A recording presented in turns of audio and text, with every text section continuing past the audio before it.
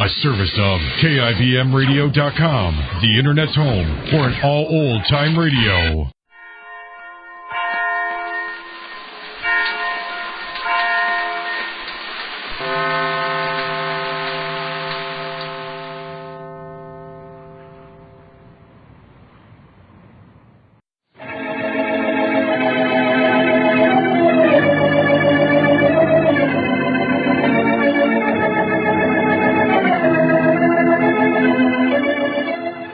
Kroger Tenderay Beef, no other beef so fresh can be so tender, presents Heart and Harmony, transcribed.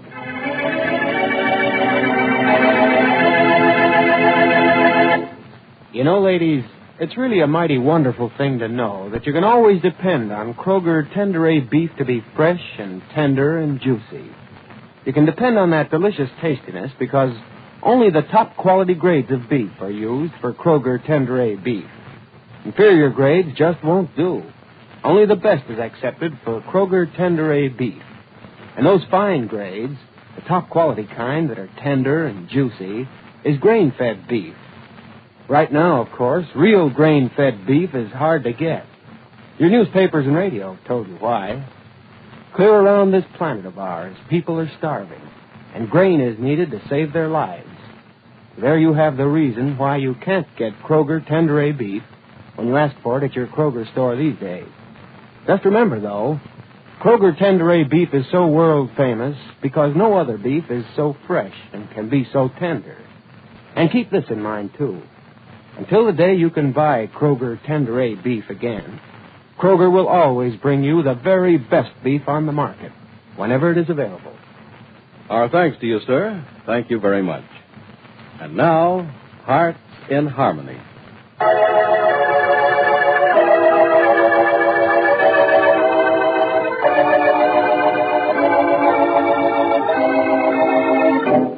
Penny has finally broken the news to Steve Parker that their marriage is off. Pat, who saw Steve in town a little after Penny broke the news, reports that Steve is not upset about it at all. So Penny is happy the next morning when suddenly the doorbell rings. I'll get it. Hi, Gibbsy. Good morning, Mr. Lang. It ain't a good morning. It stinks. Let's drop the Mr. stuff, huh, Gibbsy? The name's Freddie. All right, Freddie. Yeah, Freddie, that's much better. You know, I figure I'm being around here for a while, and I don't want to be annoyed by anybody calling me Mister and then snickering up their sleeve at the same time. See? Well, I'm in. You can close the door. Oh, all right. Now, look, what goes with the prop? The prop? Yeah, Rogers. Has he taken on the lamb or something? I've been scratching dirt in this burg trying to find him, and I can't, but nowhere. Well, I don't understand that. Wasn't he at his apartment at the university? No. They wouldn't let me stick around and wait for him either. Guess the guy at the desk figured I was just going to case the joint for a stick-up or something. Oh, I'm sure of that. Well, so he ain't the height of fashion. You know, a park bench ain't good for the crease in your pants, but it's great for a crick in the back. Oh, Freddie, did you sleep on a park bench last night? Why not? It's a nice night out. Got to hang on to my back row. Oh, Freddie, if I'd known... Now, look, cut the sympathy, Gibbsy. It makes me sick. I don't want none, and I ain't looking for none. I know, but sleeping on a park bench is... Yeah, I know. Only bums sleep out on the park benches. Well, the bums are the best people in the world, see? I ought to know. I've been hanging around them long enough. Now, look, Gibbsy, where's the prop's secret hideout, huh? Freddie, believe me, if he isn't at his apartment at the university or at the federal office in the post office building, I don't know where he is. Well, if that guy heard I was coming to town and took a powder on me, I wouldn't be surprised.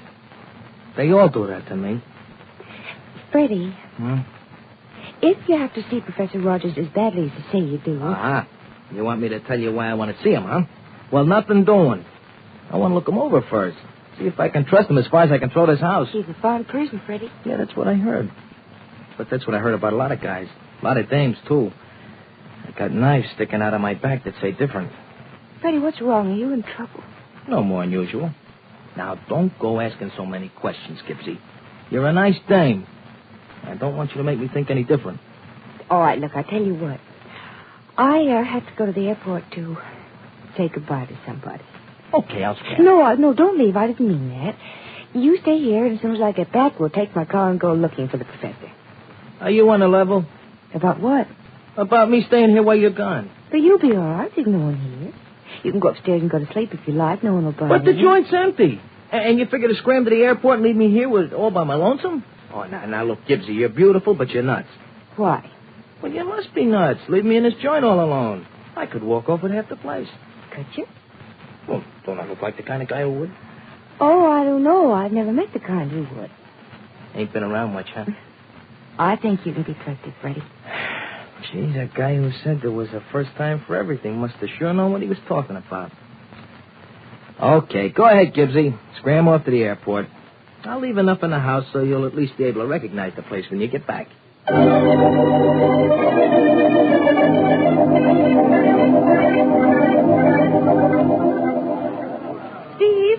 Steve! Oh, hello, Penny.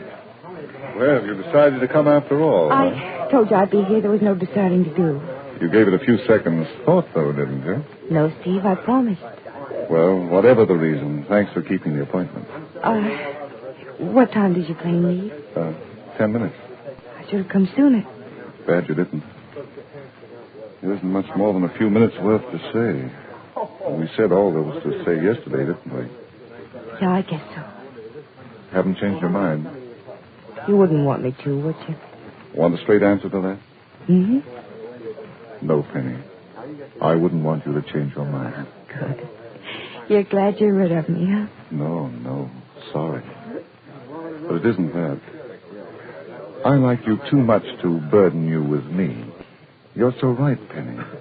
We aren't for each other at all. Too different. I'm glad you see it. Glad you pointed it out to me. No hard feelings? Oh, darling, you know better. I'll always think of you as... The man you're glad you didn't marry. Yeah. But the man I loved enough to almost marry. Well, that's a feather in the old chapeau.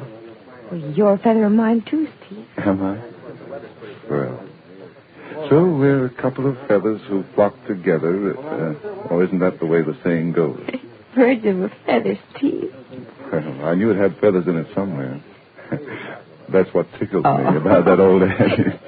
You're really happy, huh? You want the truth about that, too? Mm-hmm. Not happy. Not happy at all. I'm not either, Steve.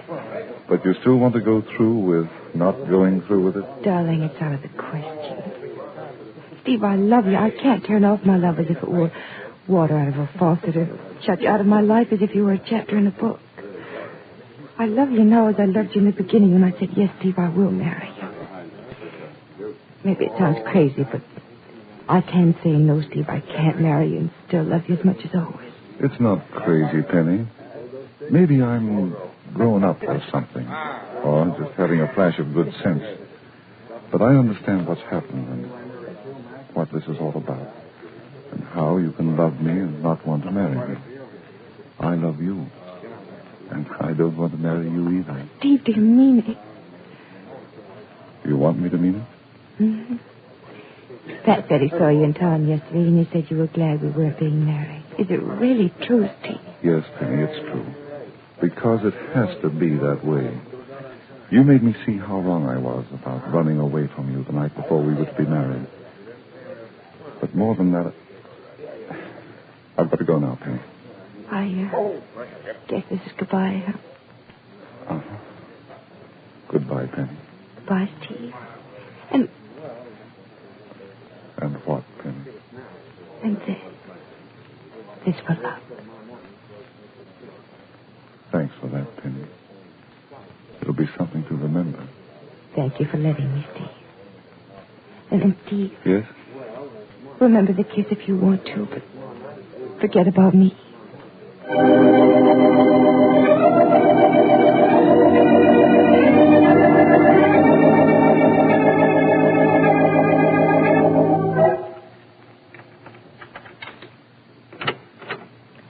Freddie. Oh, hi, Gibbsy. You back from the airport already, huh? Yep. Well, that's fine. You want to start taking inventory now? You're going to just call the cops. Freddie, if I didn't want to trust you, would I let you alone here? Well, I don't know. You see, I can't figure you Rossville jerks at all. You know, you must be asleep or something. I read about Professor Rogers in the New York papers. I come out here to Rossville where he did his great deed, and nobody here can find him. I come here to the dame's house. She tells me to go toss the body on the sofa, get some shut-eye, joint's all mine. Here I'm a stranger, and the whole joint is left to me to cart away in a gunny sack if I care to. Uh-oh. Better go answer it, Gibbsy.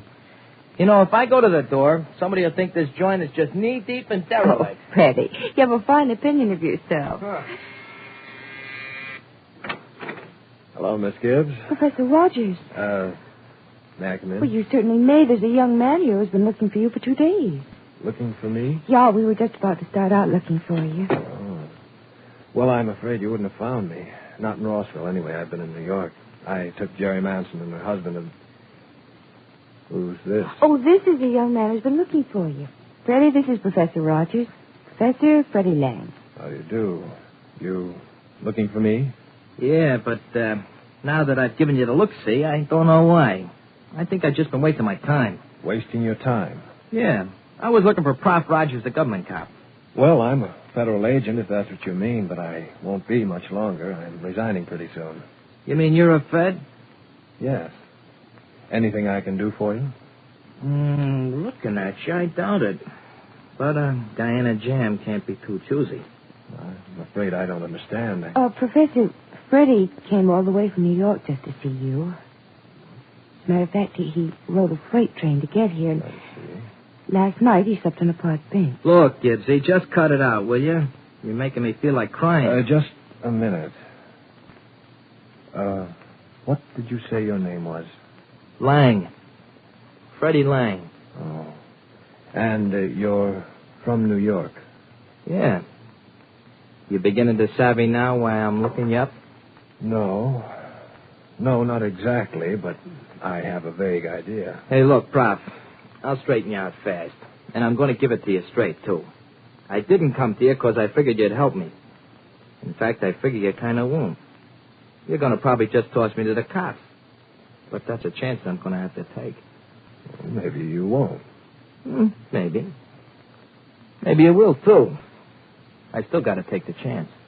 Well, I don't think so, Freddie. You know, you don't have to tell me a thing. Well, I got to tell somebody. And I had to come to somebody. You know, you're all that I got that's worth a nickel. What do you mean I'm all you have? Well, I'm sorry to ruin your social standing in this burg, Prof. But whether you like it or not, you're my uncle. And I'm in a jam. I need help.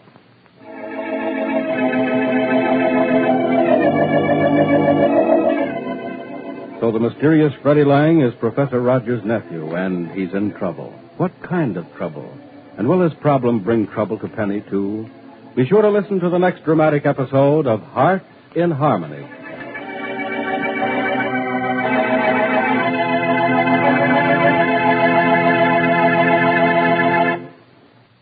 I'd like to ask a question, ladies, if I may. As long as there's a scarcity of fine Kroger Tenderay beef, what's your next choice of a meal to delight the entire family? What's the other thing they all ask for when we can't supply you with world-famous fresh and tender Kroger Tenderay steaks and roast? A great many of you, I know, are going to say, why, Kroger chickens. Yes, indeed. A dinner just can't help but be a big success with those young and plump and tender chickens that we have at our Kroger stores. They're honest-to-goodness, country-tasting chickens. And they're a special feature in all our Kroger stores this week. Plan right here and now to treat your family to a real country-style chicken dinner.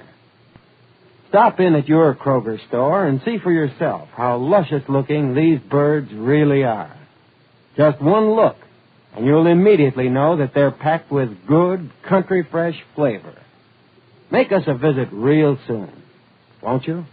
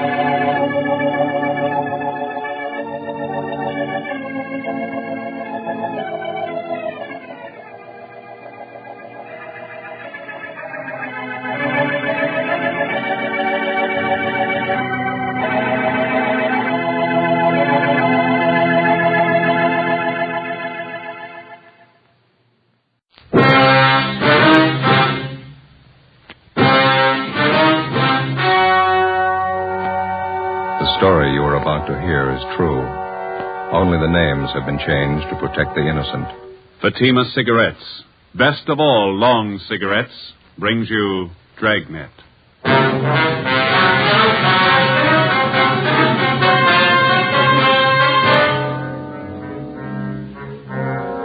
You're a detective sergeant.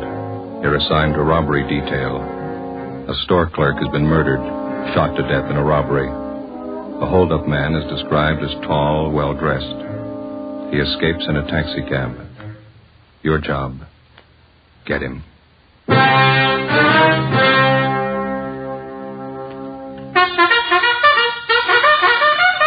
Oh, no.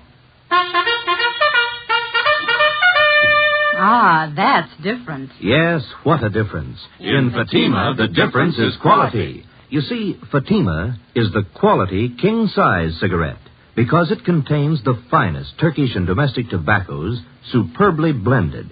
And Fatima is extra mild with a much different, much better flavor and aroma than any other long cigarette. Because of its quality, its extra mildness, its better flavor and aroma, Fatima has more than doubled its smokers coast to coast. Fatimas cost the same as other long cigarettes, but your first puff will tell you... Ah, that's different. Yes, in Fatima, the difference is quality. Ask your dealer for Fatima, the quality king-size cigarette. Best of all long cigarettes. Start enjoying Fatima tomorrow.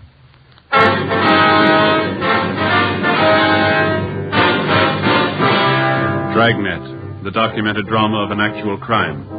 For the next 30 minutes, in cooperation with the Los Angeles Police Department, you will travel step by step on the side of the law through an actual case from official police files. From beginning to end, from crime to punishment, Dragnet is the story of your police force in action. It was Friday, August 17th. It was hot in Los Angeles. We were working the night watch out of robbery detail. My partner's Ben Romero. The boss is Captain Walker. My name's Freddie. It was 8:35 p.m. when we got to the Church of St. Damien, the vestibule.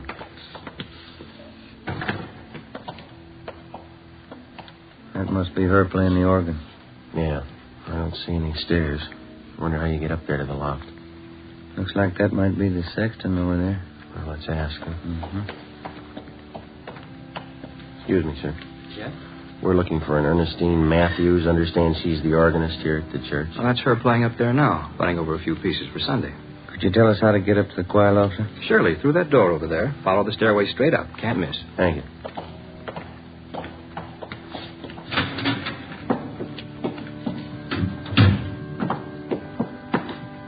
Sure has been a long time. Yeah, what's that? Climbing stairs to a choir loft. Sang a lot in church when I was a kid. Boy soprano. All right? They finally threw me out. Mm-hmm. Voice changed. Yes, did you want something? Are you Mrs. Ernestine Matthews? Yes, did you come about the new choir book? No, ma'am. Police officers. Oh, can I help you? It's about your husband, Miss Matthews. Bert, what about him? Has Bert done something? He was hurt, ma'am. Oh, I don't understand. Bert's working at the store. What do you mean he was hurt? There was a holdup. Dear God, my husband. Was he hurt bad? Yes, ma'am. Where is he? I've got to go to him. Is he in pain? No, ma'am. What are you trying to say? Dear God, tell me the truth. Which hospital is he in? They took him to Georgia Street. They helped him all they could. You're not trying to tell me Bert's dead? You're not trying to tell me that, are you? I'm sorry, ma'am. In the past 16 days, 7 armed robberies had been committed, apparently by the same man. The suspect was described by victims as tall, heavily built, and very nervous. He was armed. It's cold logic that every suspect who's armed in the commission of a robbery is a potential killer. It's a fact that's been proved 100 times over. The man we were after had proven it again. We'd used every means at our disposal to identify him, through the stats office, the record bureau, latent fingerprints, through informants and witnesses. We'd gotten out an APB on him containing his description and his method of operation. We'd maintained stakeouts. We hadn't reached him in time. Early that evening, a downtown grocery store had been held up. One of the clerks, 31-year-old Bert Matthews, failed to empty the cash register quickly enough, and the bandit shot him 3 times through the chest. He died almost instantly, and the hold-up man escaped. There was only one witness, Another clerk who had been on duty in the store with Matthews at the time of the holdup. His name was Jess Tallman. He was brought to the city hall where we questioned him further. Did you see Bert's wife? Does she know? Yeah, we dropped off at the church on the way in. Drove her to her sister's place. Still can't get it through my head. 1 minute I was talking to Bert, next minute he was dead. It's kind of hard to take, you know. I'd like to go over that description of the holdup, man. You were pretty upset out there at the store. Do you feel up to it now? Yeah, I'm okay. All right, now you just take it easy. Tell us everything you remember and take all the time you need. Well, I know he was a big guy. Over 6 foot anyway, I'm sure of that. He had a good build, too. Wasn't skinny. How about his face, Jess? You get a good look at it? Yeah, I did. It was thin, and he kept working it around, you know, twitching like. Guy was plenty nervous. Mm-hmm. Can you tell us anything else about him? He was young, about 21, I'd say. Had dark color eyes. That's about all I'd swear to, Sergeant. He had a hat on, I know that. Mm-hmm. How about the rest of his clothing? I wouldn't be sure about it. Could have been a gray coat, blue coat, I don't know. I wouldn't want to give you a bum steer. Did you get a look at the gun? I couldn't miss that. It was a big one. It wasn't shiny. It was kind of dark blue color. I can see the guy now walking in the store and pointing it at Bert. What time was that again, Jess, when the bandits showed up? Just about 7:30. Bert was behind the counter. I was in the back stacking the shelves. The guy just walked in, pointed the gun, said, "Give me the dough." I heard him say that. Mm-hmm.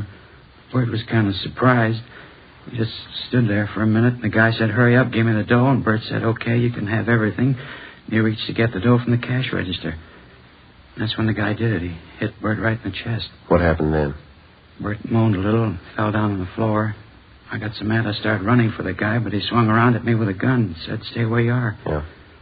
Well, I didn't want to get killed. I stopped. You can't blame me for that, can you? Did you follow the man when he left? Well, you see, he backed out of the store, and when he got to the sidewalk, he jammed the gun in his pocket and ran down the street. I ran out after him, saw him jump in a taxi cab and take off. Did you get the cab's number? Well, he was too far away for that, at least halfway down the block. I know somebody else must have been driving it, though. How do you know that? The cab was already moving when the hold-up guy jumped in. He got in the front seat. How do you know it was the front seat and not the back? The way those cab doors open, you know. Front doors swing out to the left, back ones swing out to the right. That ties in, Joe. Used the same MO on those hold-ups last week. Yeah. You got anything else to add, Jess? Anything you think we ought to know? It's about the size of it, Sergeant.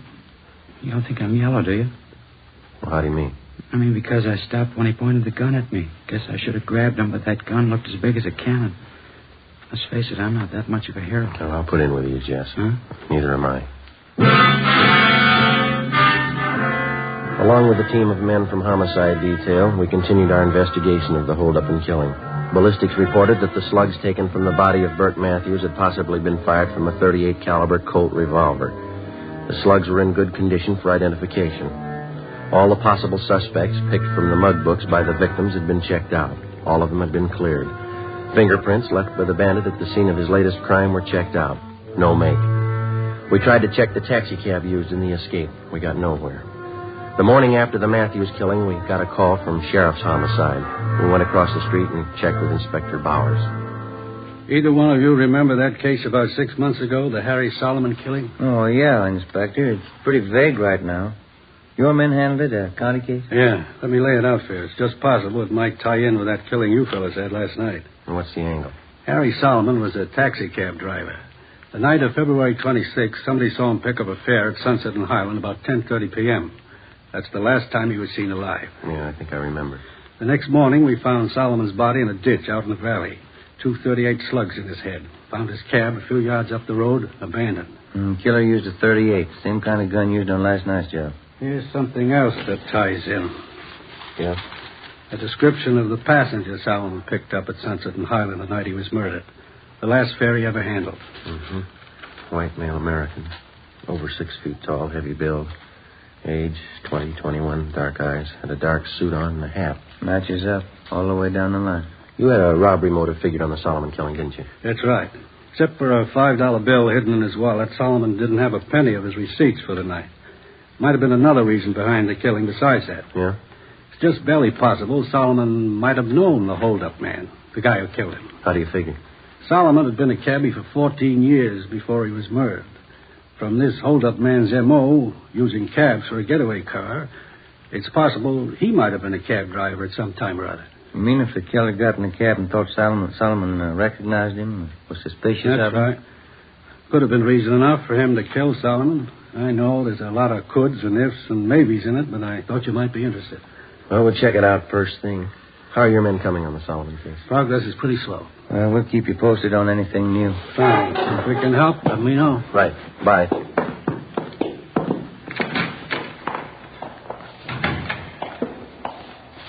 2 sets of 38 slugs. What do you think? Let's ask the crime lab. We put in a request to Russ Camp and Ballistics to check the 38 slugs found in taxi driver Solomon's body against those found in the body of grocery clerk Bert Matthews.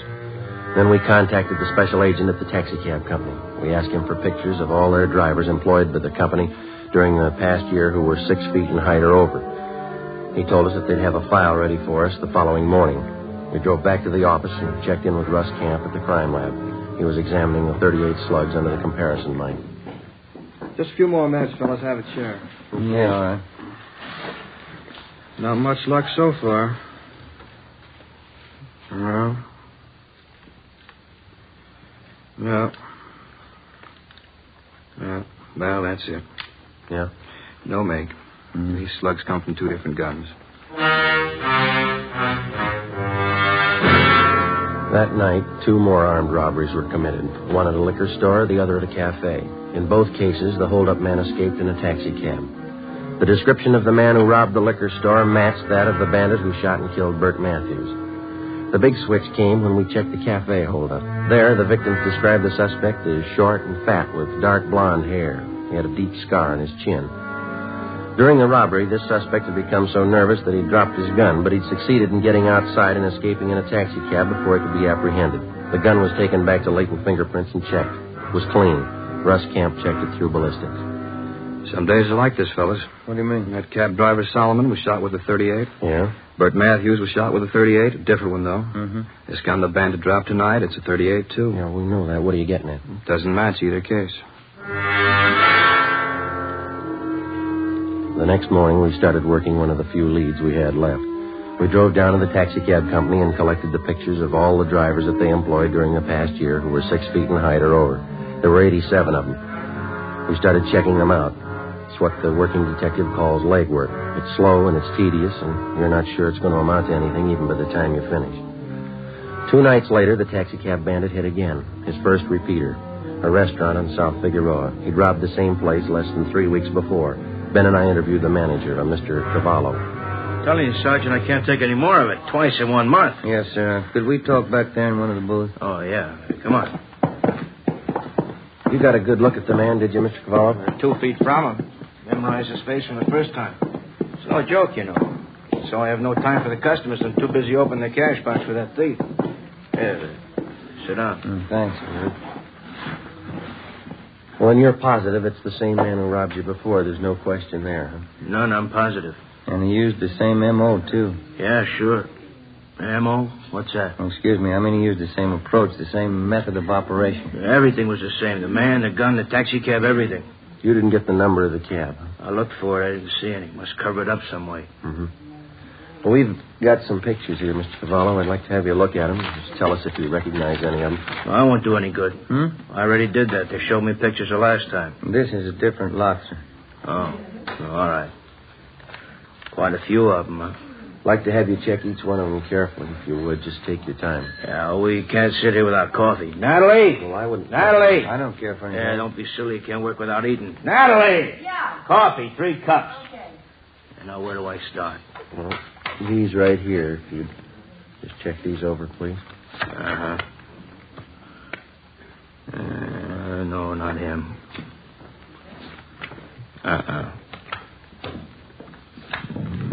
Not him either. Oh, thank you. Thank you. Yeah.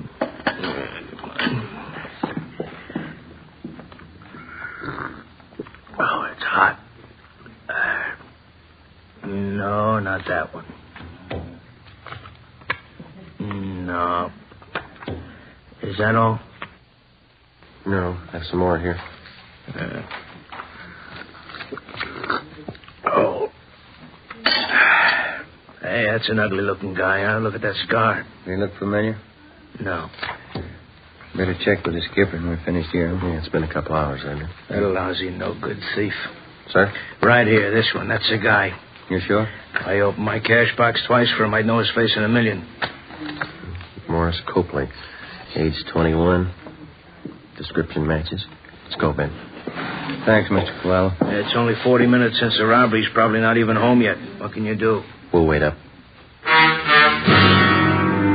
10:30 p.m. We parked down the street from 527 Dayton Avenue, a 2-story white stucco apartment house. We checked the names on the mailboxes. Morris Copley's wasn't on any of them. We rang for the manager.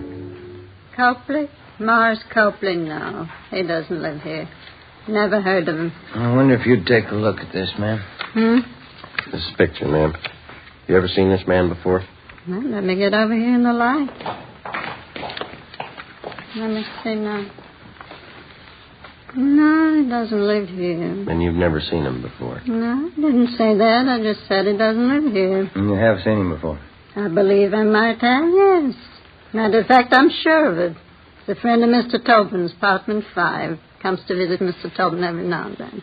Is this Mr. Tobin in now, ma'am? We'd like to talk to him. No, I'm afraid not. He works nights, never comes home before 2 a.m. Oh. Yeah, he's a cab driver.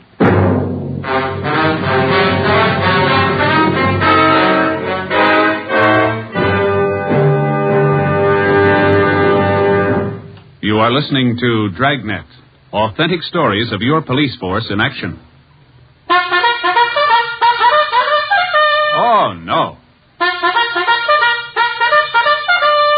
Ah, that's different. Yes, what a difference. There's a difference you can hear, there's a difference you can see, but the difference in Fatima is quality. Yes, friends, when you compare long cigarettes, you'll find that in Fatima, the difference is quality. Quality of tobaccos.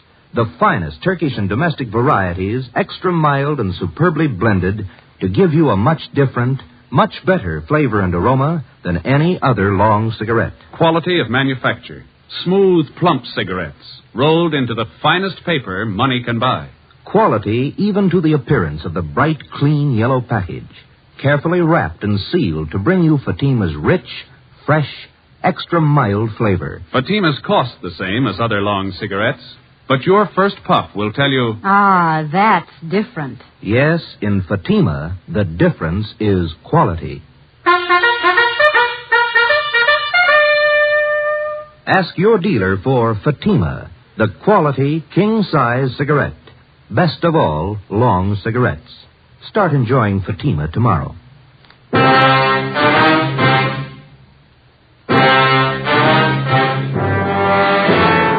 10:45 p.m. In the presence of the manager, we made a search of the apartment registered in the name of Ralph Tobin, the man who was supposed to be a friend of the suspect, Morris Copley. We found nothing that would tie either of them up with the robberies and the killings. Before the manager returned to her apartment, we instructed her to say nothing about our being there in case Tobin or Copley returned. We called the office and told them we'd received an identification on Morris Copley. They checked them both through R&I. Neither had any criminal record. They got out an APB on Copley. We waited. Midnight came. Nothing happened. 1 a.m. 1:30. Still no sign of either man. 1:45. Somebody's coming around back, Joe. Yeah. Kitchen door.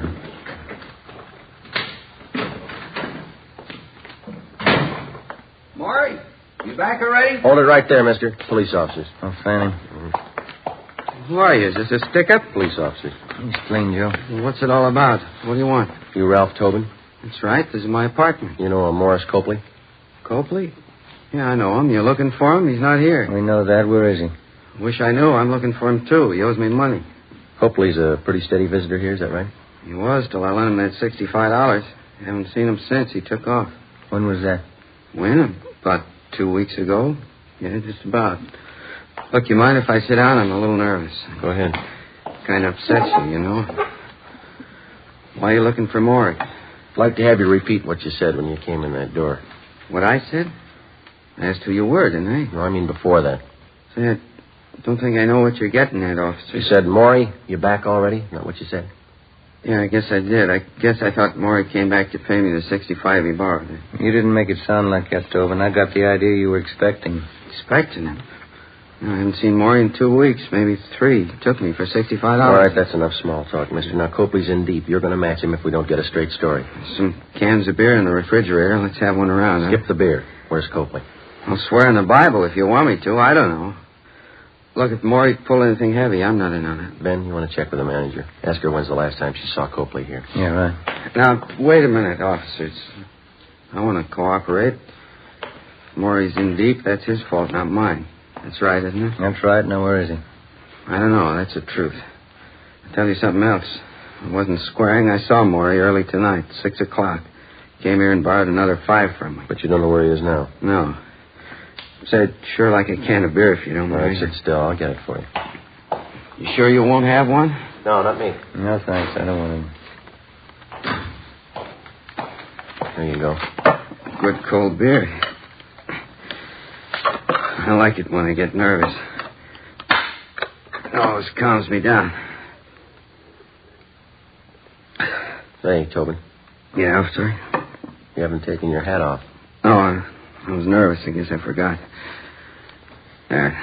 Your hair always been dark blonde? Since I was a kid, yeah. Why? How about that scar on your chin? It's a pretty deep one. Beer's sure good. I asked you about the scar. It's kind of embarrassing. I got a little high one night. Fell off a merry-go-round. Big night. Now I've heard everything. We had a robbery report a couple of nights ago, Tobin. Hold-up man was just about your height and weight. Yeah? Dark blonde hair. Had a scar on his chin, too. I'm afraid you got a wrong slant, officer. I worked my cab every night of the week. It wasn't me. Mind if we have a look at your car outside? How'd you know I had a car? We didn't. Let's give it a look, shall we? Why do you want to look at it? You have anything to hide, have you? Of course not. I'm not like Maury. He's always in trouble, always on the lam. You probably think it's funny when you check the glove compartment in my car. Will we? Yeah, you will. Why's that? Keep a gun in there. You know how many cab drivers get shot. A guy can't be too careful. What kind of gun do you have, Tobin? Revolver. Regular revolver. What caliber? .38. Why? 2:30 a.m. We searched his car, picked up his .38 caliber revolver, and then we drove Ralph Tobin back to the office where he was detained for questioning. We had a stakeout placed on his apartment. Russ Camp and ballistics checked Tobin's gun against the slugs which had taken the lives of Harry Solomon and Bert Matthews. It was found beyond the question of a doubt that his gun had been used in the Solomon killing. We confronted Tobin with the evidence. He started talking. He told us that Copley was responsible for the murder of both Solomon and Matthews, that Copley had borrowed his gun for the Solomon job. In all the robberies except one, he described himself only as the accomplice. He drove the getaway taxi cab. The only occasion he tried to handle the actual holdup was at the cafe, where he became so nervous that he had dropped his gun. Before he was booked on suspicion of murder, Tobin told us that Morris Copley still had 2 .38 revolvers in his possession. He insisted he had no idea where Copley was. Ben handled the questioning while the stenographer took Tobin's statement. I contacted Inspector Bowers and informed him of our progress. 11 a.m. I got back to the squad room. All right, did you check back through that personnel record we got from the cab company? Yeah, I got half an idea, I think. Yeah? See here on Copley's application for the job? Well, sure, we checked out all those references. They don't go anywhere. No, I mean this right here. Married, yes. Children, 1 daughter. Age 4 months. Well, this application is dated May 6th. That means his baby was born in February. Yeah, sure. Copley was working here then, so it's 10 to 1 the baby was born in a local hospital. That's what I mean. If we find the right hospital or the doctor, they could lead us to him. There's the phone book. Let's go. From noon until 4 p.m., we called every hospital, sanitarium, clinic, and rest home listed in the book. The answers were the same. No record of confinement for a Mrs. Morris Copley. Well, seemed like a good idea. Who are you calling now? Well, we've got one more, the county hospital. Well, this is Sergeant Friday, Police Department, Robbery Detail. Yes. I'd like to find out if you have any record of confinement for a Mrs. Morris Copley. No, that's Copley. C as in Charlie. Yes, thank you. He might have sent his wife out of town to have a baby. That's possible. Yeah. 1118. Thank you. 1118 Rochester, Copley's aunt. Let's go. 4:30 p.m. Together with Olson and Thaxter from Homicide Detail, we drove out to 1118 Rochester Avenue in the Crenshaw district. The house was vacant. From a neighbor, we learned that Copley's aunt had moved 2 weeks before. We got her address from one of her friends in the neighborhood and finally located her at work in a beauty shop on Melrose Avenue. We posed as traffic investigators. The aunt told us she thought we could find her nephew Morris at home, an address on East 13th Street. 6 p.m. We located the house and parked the cars a half a block away. As we approached the house on foot, we saw a light burning in one of the windows on the left side of the house. Thaxter and Olson covered the back. At a given signal, they entered the back door. Ben and I went through the front. It's empty. Yeah. Thaxter! Nothing back here, Joe. Empty. That's great. Looks like somebody passed him a tip-off just in time. Look at the mess this place is in. We got out in a hurry, all right. Hey, what's going on here? What do you men think you're doing? Police officers, your name? Silvera, one of the neighbors. You looking for the Copleys? When'd they leave? 20 minutes ago, I guess, in an awful hurry. What's the trouble? You know where they were going? Well, no, but you might try Mr. Copley's aunt. She lives over in Rochester. They're not there. Well, have you tried his sister's house? 6:45 p.m. The neighbor, Silvera, directed us to the home of Morris Copley's sister, a small frame cottage on the edge of Beverly Hills. The lights were on in the living room, but the shades were drawn. Thaxter and Olson made their way quietly around to the back. Ben and I went up the front steps and rang the bell.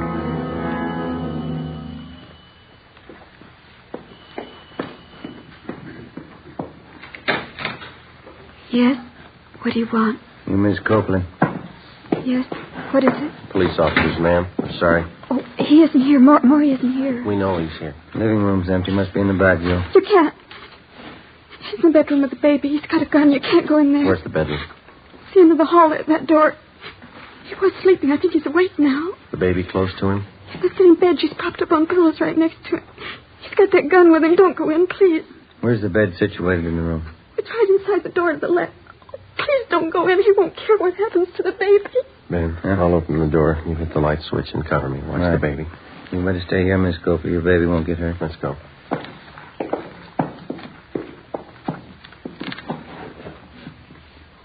All right, let's go in. Drop it, you! Grab the gun, Ben.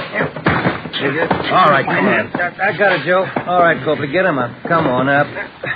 Joe? Yeah, I got it. Just a little frightened, ma'am. She's all right. I'll kill you, Mary. You tell him where to find us, didn't you? I'll kill you for that. Maury, I swear I didn't. I swear. Lousy dame. Nobody else knows she's the one who told you, didn't she? No. Then who did? Who told you? You're looking at her. What do you mean? Your baby. The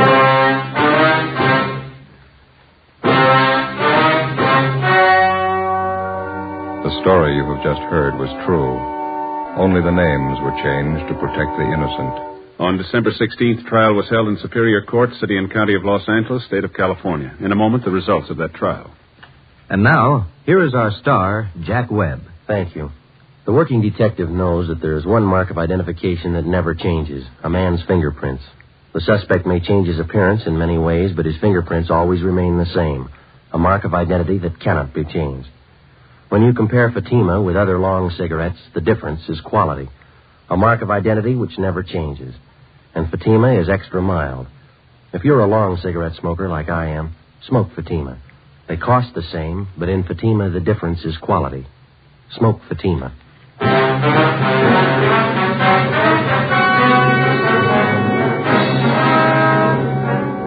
Morris John Copley and Ralph Edward Tobin were tried and convicted of murder in the first degree, 2 counts. They were both sentenced to be executed in the lethal gas chamber of the state penitentiary, San Quentin, California.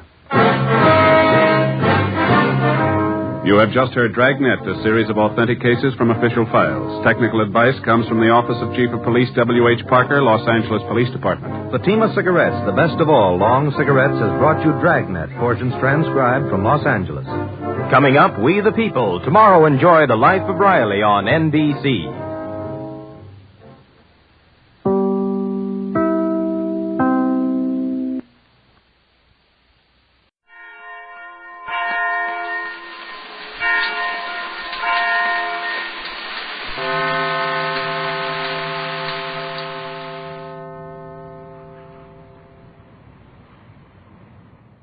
Ladies and gentlemen, the material and direct quotations included in the following program have been taken from authoritative files and from dispatches filed by the Associated Press and International News Service. We present these statements without editorial comment. We assume no responsibility for their content. The American Broadcasting Company presents 1 out of 7.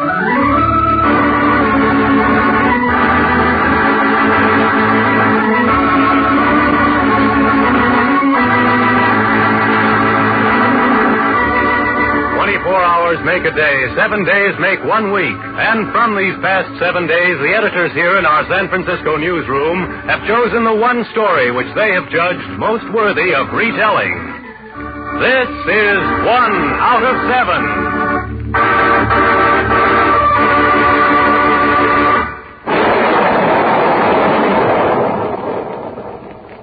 Theodore Gilmore Bilbo is an honorable man.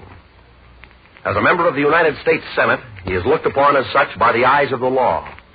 Perhaps he is looked upon as such by many or most of his constituents. Though his voice occasionally grate upon the nerves, and his views often confound the innocent, the fact remains, as a member of the Senate of the United States, Theodore Gilmore Bilbo is an honorable man, and we do not intend to prove otherwise. We merely wish to cite a few samples of his handiwork, and perhaps a supplementary side glance or two, just for the sake of contrast. Adjust your dials most carefully, citizens. Herewith presenting Senator Theodore Bilbo, picture number 1.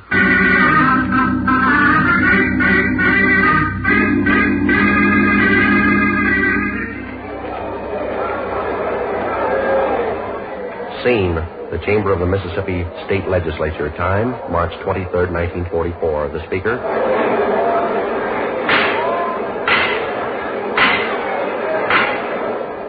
The chair recognizes our distinguished guest, the Honorable Theodore Bilbo, United States Senator from the state of Mississippi.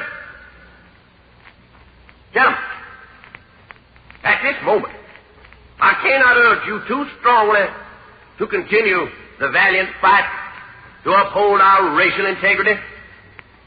We must renew our faith and allegiance to the color line. For your information, I have found that certain Negro organizations are determined to secure passage of anti-poll tax measures. It's their first wedge toward the fulfillment of a dastardly equality program which Negro leaders have launched throughout the South and throughout the nation. That equality they must not and will not attain.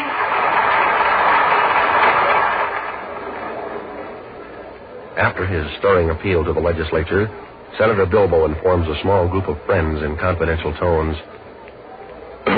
You know, gentlemen, I found out that a prominent national official asked Southern colleges and universities to open their doors to Negroes. You know what I told him? Well, I'll tell you what I told him. I said, Negroes will never get into our universities. You Negro-loving Yankees can go straight.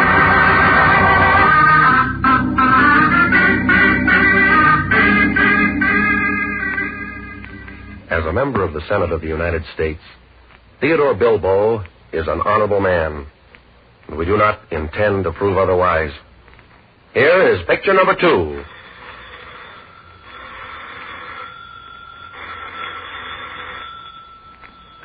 Hello.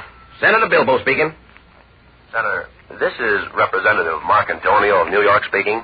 Yes. What do you want? Senator, I just got a letter from a lady who lives in my district. It seems that she wrote you that letter about your filibustering against the FEPC. Well, she says she stated her case fairly. And she also says that as a reply, you wrote her one of the dirtiest letters possible. Well, yes, I think I did. Well, Senator, she also says you addressed her with the greeting, "My dear Dago." Is that correct? Of course that's correct. That's what I called her. She's a wop, ain't she? That lady's Italian, Senator, if that's what you mean. I just thought you'd like to know that the lady has 3 brothers in the Army in Europe. One of them has been killed in action already. You know, if you had a shred of decency in you, you'd apologize for that letter. I'll never apologize why she's getting off light. Now, listen, she really would have been scorched if I was mad.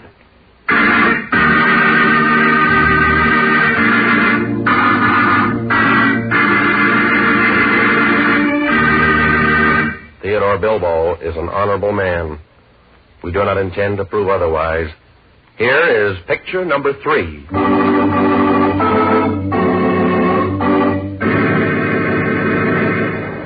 Scene, the chamber of the United States Senate.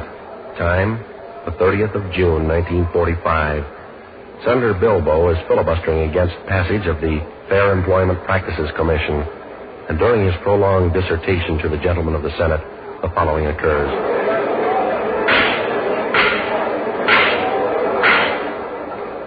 The senator from Mississippi may continue. Thank you. Gentlemen, I have been hearing much talk about the supposed bravery of our Negro soldiers. I have it on good authority and from some of the highest-ranking generals in our army that our Negro troops overseas are an utter and abysmal failure. They're just no good. And as for giving them a vote, why, they'd only sell their votes to the highest bidder anyway, so why give it to them in the first place?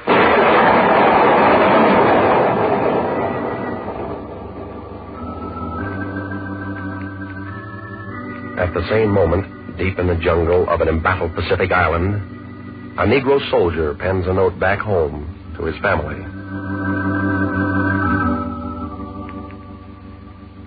And maybe this works pretty hard, Margaret, but it's a job that you just have to do. It's been 3 days now, got no sleep. Their bombers are still paying us visits. And it still doesn't look like the war's going to be over soon. But we have to keep on. Just keep on. I know. I just know everything's going to turn out all right. And when we finally get back, the folks will realize what we've done. And I'll bet they look at us differently. You know, for the first time, they'll see that bullets can kill anybody. They'll see, black or white, when blood runs out on the ground, it's all the same color.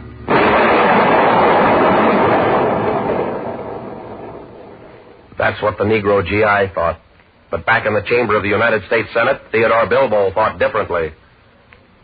I have it on good authority and from some of the highest-ranking generals in our army that our Negro troops overseas are an utter and abysmal failure. When Senator Bilbo made that statement, he was standing under the roof of the United States Senate. It is very safe in the United States Senate. A bomb hasn't fallen there for quite some time.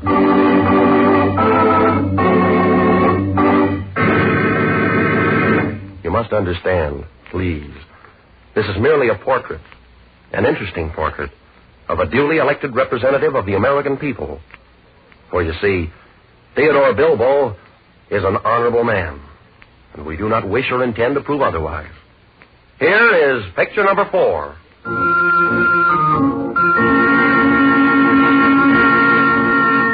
Though the senator has firm convictions on certain subjects, there is seen a mounting tide of sentiment equally firm, equally convinced that the senator errs. On the 10th of August, 1940. Senator Bilbo, it is the opinion of the Committee of Catholics for Human Rights that your conduct toward racial minorities is a chilling deterrent to worldwide belief that America is the symbol of democratic freedom and human rights. In a recent statement to the press, you attacked the Jewish people of the United States on the grounds that their race had damned and crucified Christ.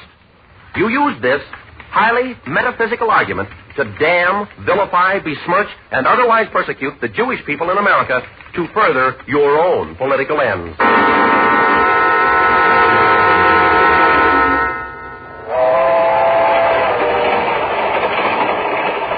By lucid contrast, a few days after his attack on the Jews, Senator Bilbo is stricken suddenly with a strange ailment. He is put aboard a train and speeds northward for treatment.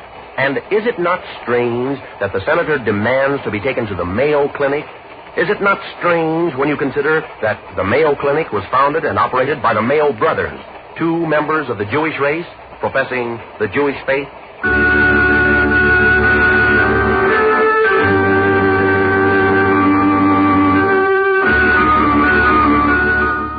But our senator is not loath to take advantage of the skill of the Jewish race. In the end, the senator's critical operation is a success, and in a few weeks he returns to the floor of the Senate with another plan for the American Negroes.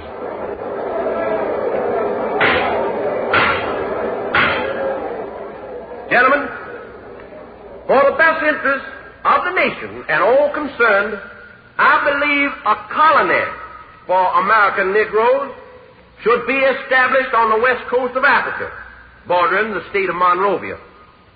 Because of the exigencies of the times, any Negro who is race conscious and smart should be ready and more than willing to settle down in such a colony in West Africa.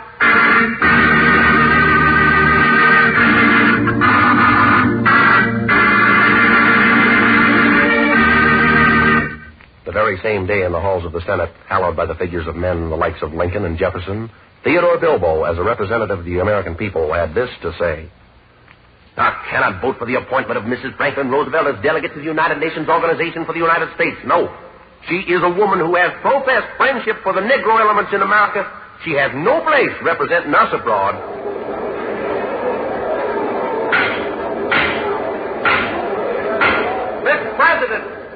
Mr. President,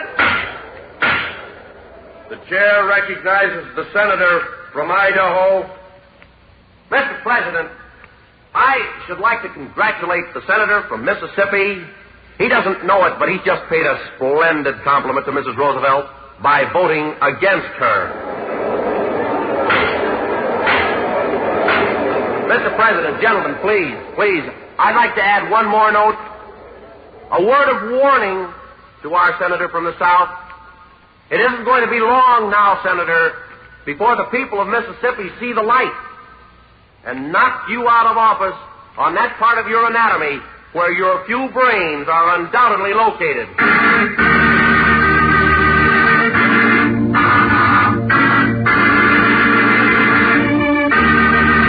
You must understand, please, this was merely a portrait, an interesting portrait of a representative of the American people.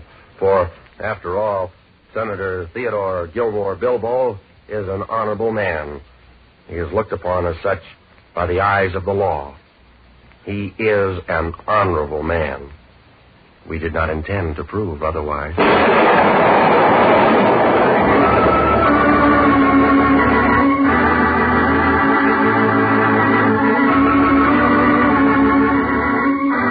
For 1 out of 7 is written by James Edward Moser. Gil Dowd is the producer, and music by Otto Clare at the Hammond organ. The material used in tonight's program was taken from authoritative files and from dispatches by Associated Press and International News Service.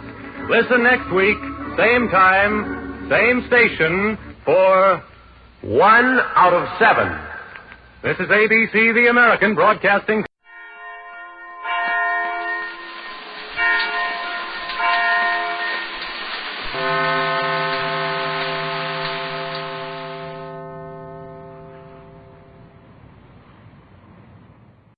In Colorado Springs, Colorado, a group of men are gathered together for their annual conference.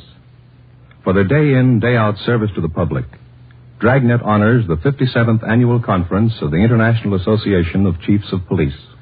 The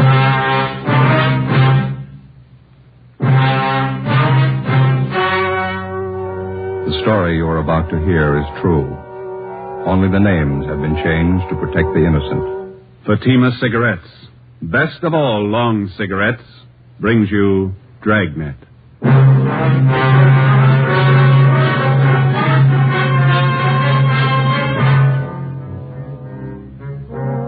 You're a detective sergeant. You're assigned to burglary detail. A man posing as a doctor is burglarizing homes in your city. You have his description. Your job, find him.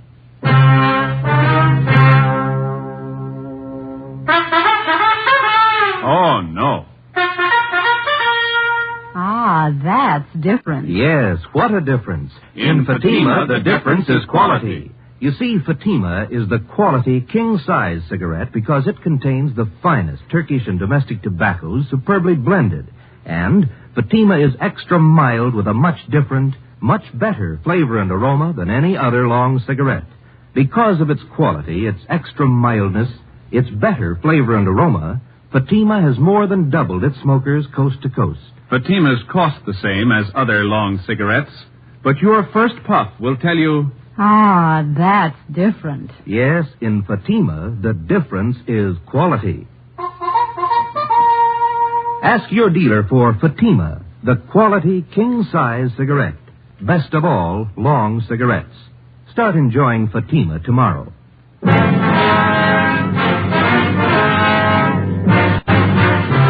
Dragnet, the documented story of an actual crime. For the next 30 minutes, in cooperation with the Los Angeles Police Department, you will travel step by step on the side of the law through an actual case from official police files. From beginning to end, from crime to punishment, Dragnet is the story of your police force in action. It was Sunday, November 22nd. It was chilly in Los Angeles. We were working the day watch out of burglary detail.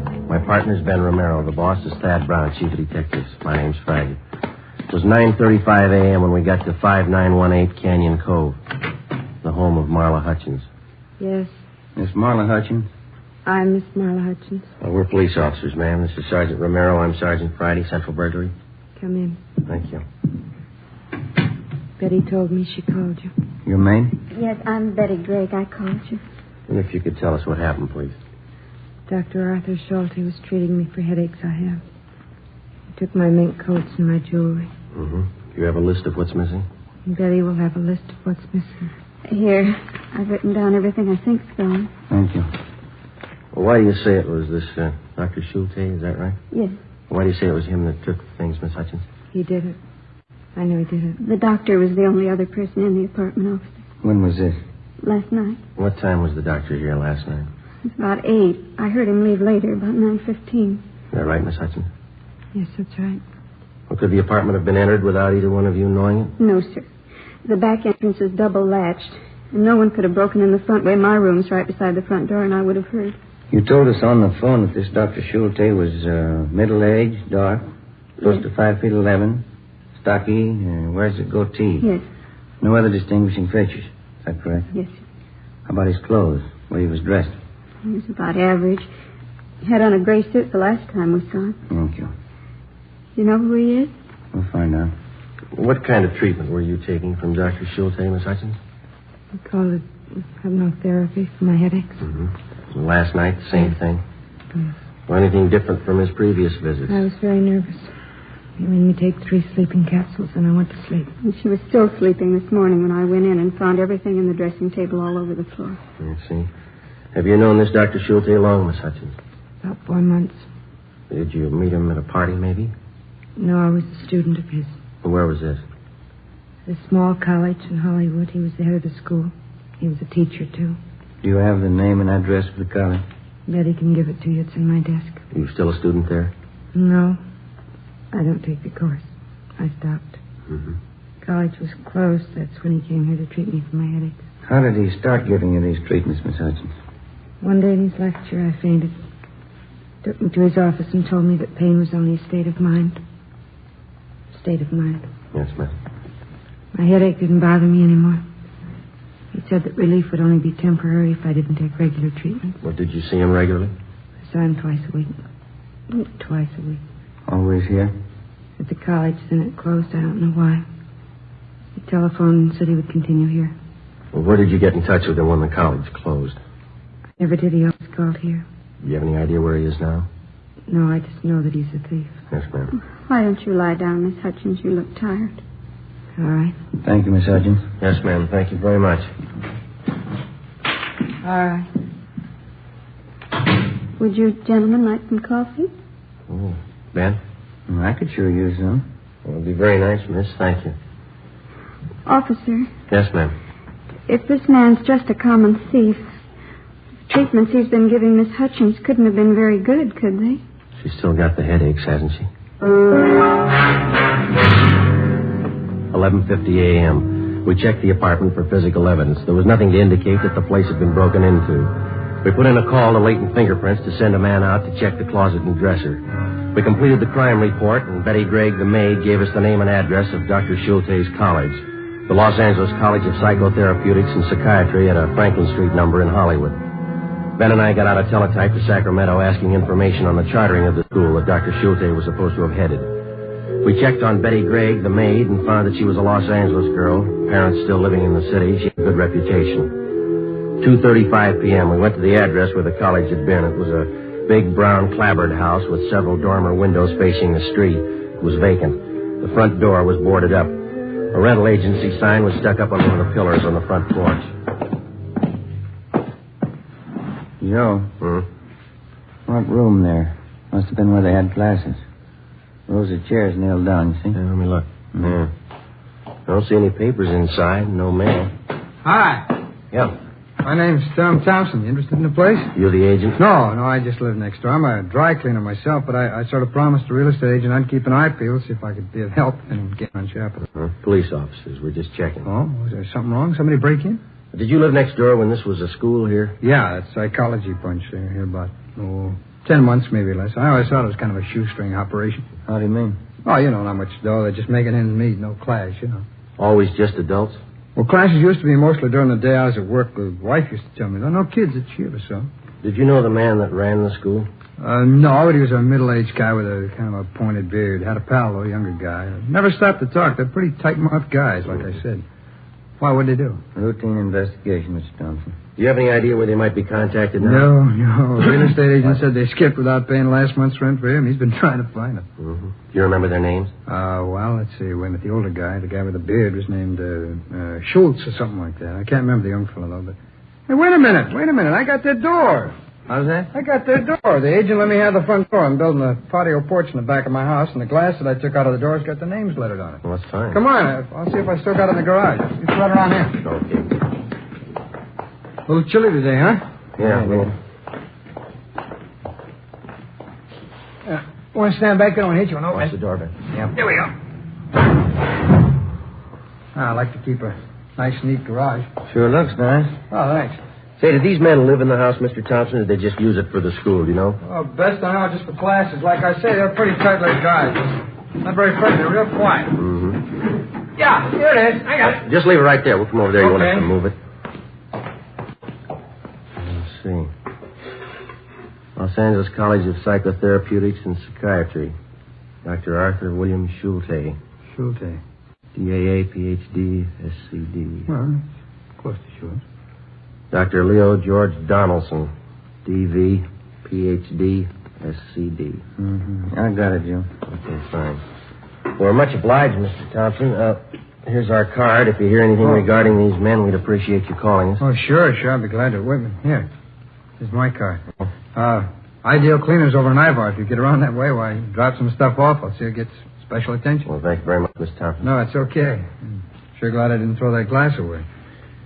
Brother, look at all the letters after the names, eh? Wonder what it takes to get a lineup of degrees like that. Paintbrush in about 10 minutes. 5 p.m. Ben and I drove back to the office. There was a report from latent fingerprints. Nothing but the prints of the two girls had been found in the Hutchins apartment. We checked what information we had on Schulte and Donaldson through to the FBI on the teletype. A check of doctors registered with the Los Angeles County Medical Association and the American Psychiatric Association failed to turn up anybody named Dr. Schulte. We had our I Bureau and Stats Office make runs on Leo Donaldson and Schulte and a rundown on the reports where the burglar had posed as a psychologist. The Stats Office turned up a couple of dozen new suspects. We pulled the mug shots and headed for the Hutchins apartment. Looks like something doing at the Hutchins apartment house. A lot of cruiser cars, huh? Let's have a look. Sorry, can't go in. Sergeant Friday Romero, Central Burglary. Oh, sure, Sergeant. What's the trouble? Girl named Hutchins shot herself.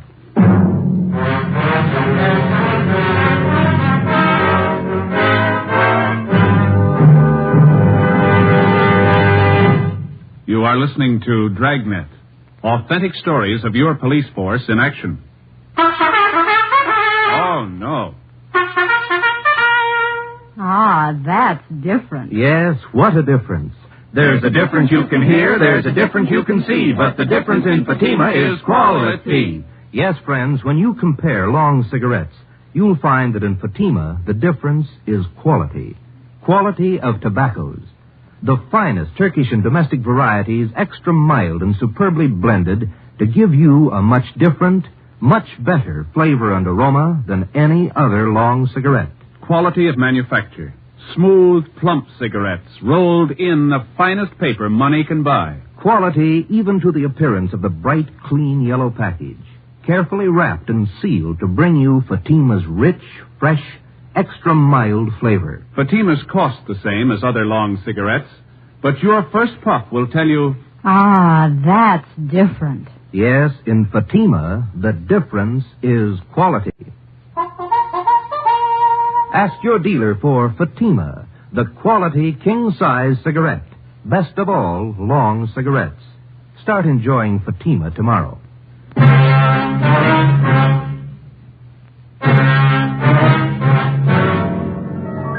Monday, November 23rd. During the morning, the coroner's office signed off Marla Hutchins' case. The verdict was that she had taken her own life. The police psychiatrist told us that probably the hypnotic treatments by Schulte had hastened her death. The information we'd received from the Medical Association told us that they had had complaints against the operation of the Schulte School. They had pointed out to us that it takes over 12 years in recognized medical schools to become a member of the American Psychiatric Association. Schulte had been mass-producing pseudo-psychiatrists in 8 weeks. 1:40 p.m., we met with Captain Fulton. School was a phony. Degrees and diplomas sold anybody who had cash. Yeah. They're not operating anymore? We checked that out. They're gone. Well, here's the answer to your teletype to Sacramento. Thank you. Gives details on the application for the school of Schulte. He's listed as founder and dean. Donaldson is listed as staff. No addresses other than the Franklin Street number there. Mm-hmm. Anything else? A month ago, Leo Donaldson opened courses of instruction in Los Angeles under the title California Physicians College of Psychiatry, 781 South Hill Street. Schulte associated with him? No. Have any idea where Schulte is? No, we don't, but we're looking.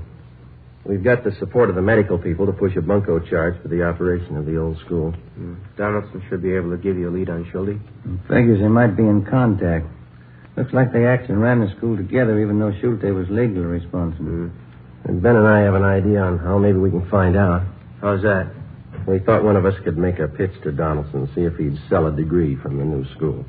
Get evidence to support a bunco warrant and check at the same time to see if Donaldson has contact with Schulte. Well, I'll let bunco detail know we're trying. You think you can do it? I can try. You know anything else about Donaldson's courses? No, that doesn't bother me. How come? Neither does Donaldson.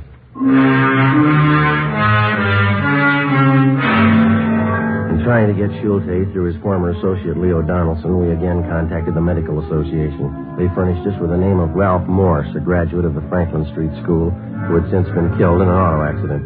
Tuesday, 11:30 a.m., Ben and I got to 781 South Hill Street, a 7-story office building in the heart of the Los Angeles business district.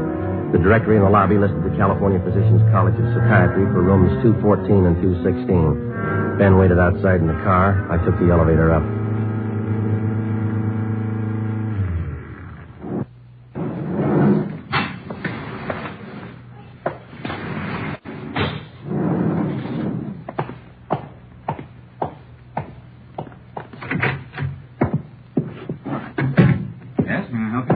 Dr. Donaldson?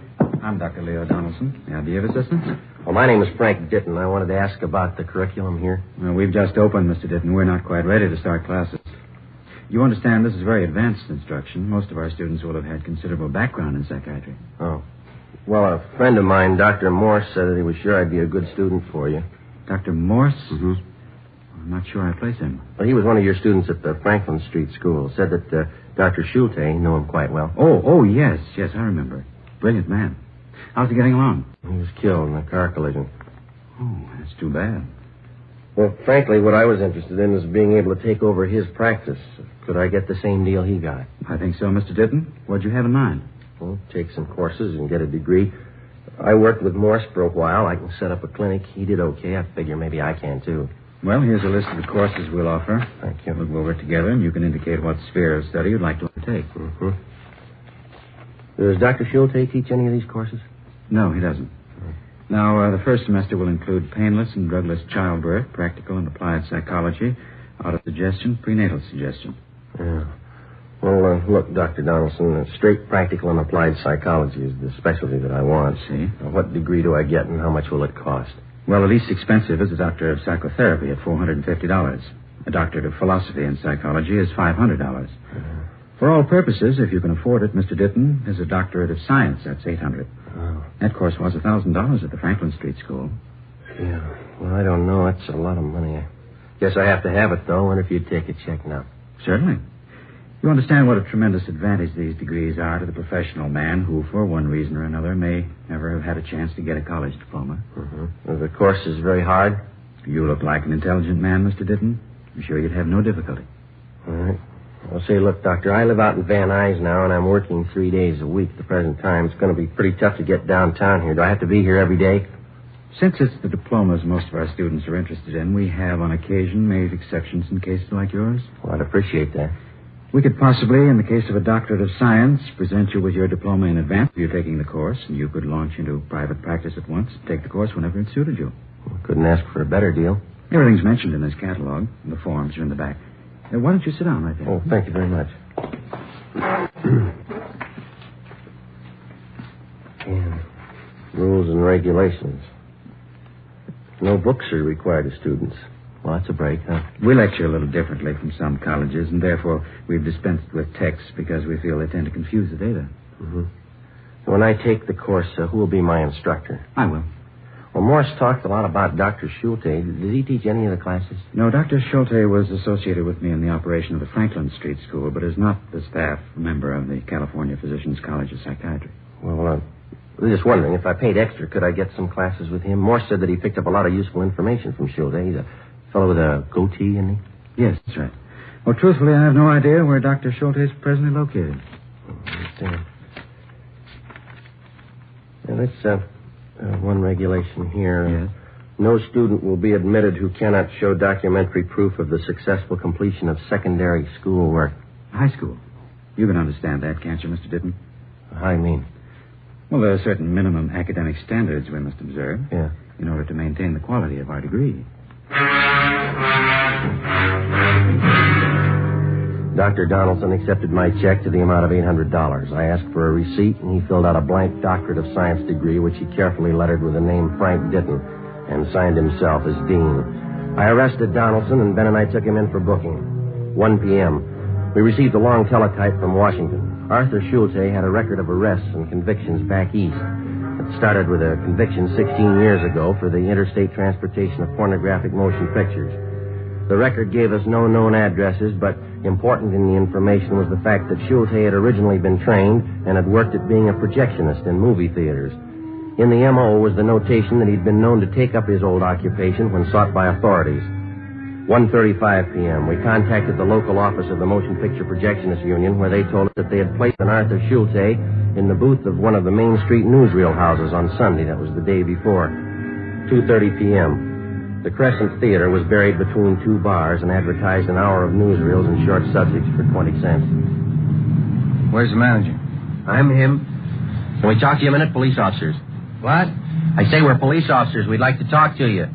Nobody here to take over. Why don't you come in and I can open the booth door here and talk? Okay.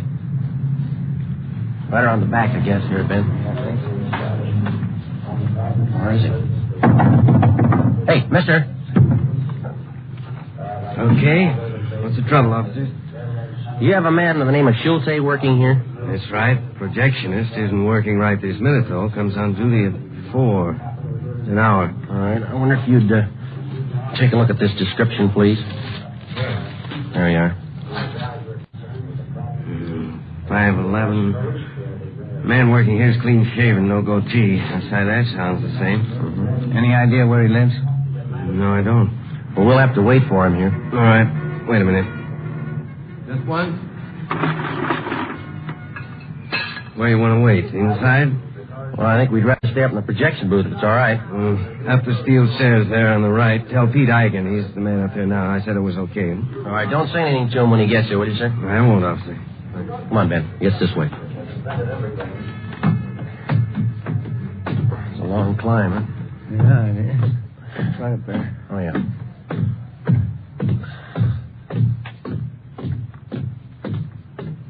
Must be it. Hey, mister! Mister! Yeah? Police officers. Anything wrong? We're going to have to wait here. The manager said it was okay. Wait for what? We want to talk to your relief man. You mean the doc? You know him? Well, just since yesterday. Why do you call him the doc? Oh, you know, speaks kind of fancy for a projectionist. What do you do? Oh, he just likes to talk to him. Okay, you know the guy doesn't come on for about an hour. Yeah, they told us.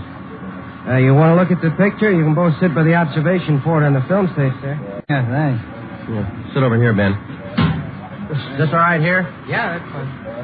Huh. Well, what's the matter? I've seen this newsreel. 5:45 p.m. Schulte was nearly 2 hours late. Ben and I were worrying about whether somehow he'd been tipped. Usual for a man to be this late for a shift? Not in a house like this. Bigger house would be different. Way it is with a doc being late like this just cost the boss a couple of bucks. How do you mean? I got more dough. I'm over my maximum hours. If the old guy'd stay away long enough, I'd be on Golden. Golden? What's that? Yeah, double and a half time. Boys in the business call it Golden time. Oh. Most dough you can get is double Golden. You get that working over maximum number of hours after midnight on a Sunday. Uh-huh. That's double Golden. Never happened to me, though. How do you stand? What do you mean, the money? No, the noise. You get used to it. Don't pay any attention after a while. Don't you get tired of hearing the same soundtrack over and over? No, you just know it's there. It never registers. What they're saying, I mean. Just if it stops when it shouldn't. Get used to it over the years. You've been doing this long? 11. It's a long time. Excuse me. I gotta make a switch over.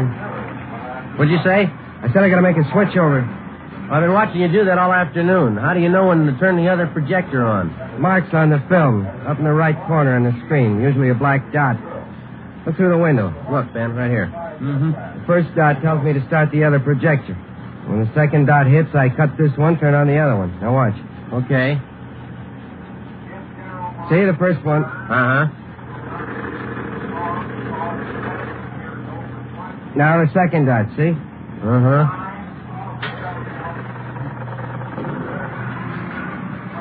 Smooth. You never know the difference. Simple stuff. People never seem to notice the switches. Just a minute. Hi, Doc. A little late. Sorry, I overslept. Your name, Schulte? That's right. Police officers would like to talk to you. I have to go to work. It'll wait. You want to go downstairs? All right. This way.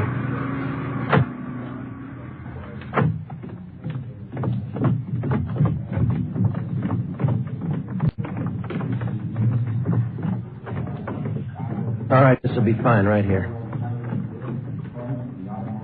You say your name is Schulte, Arthur William Schulte? That's correct. Ever been known by any other name? Why?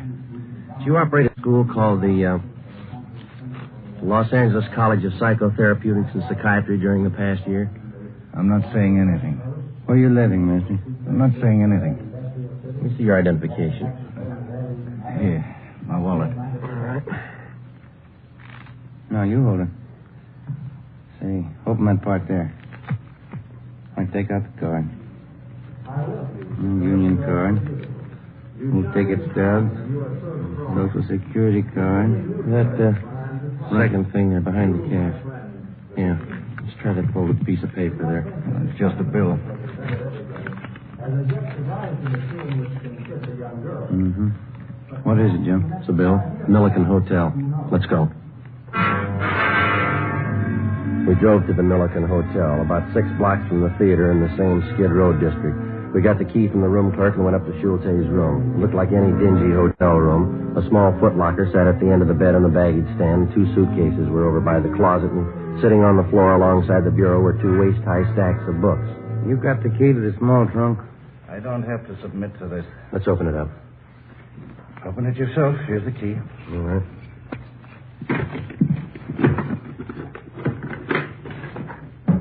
2 mink coats. I'll check the rest of the room, Joe. All right. This your property, Doctor? I'm not saying anything. Just clothes, regular stuff in the bureau. How about those suitcases over there?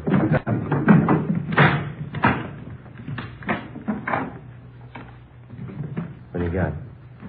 How about this? It's a cigar box. It's taped shut. What's inside, Doctor? Nothing you'd be interested in. I'll open it, Joe.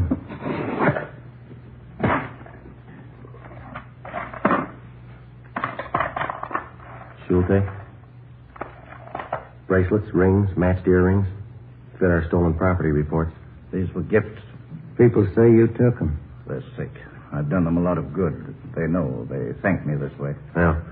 People I get these things from, they know I've helped them. Will you help Marla Hutchins?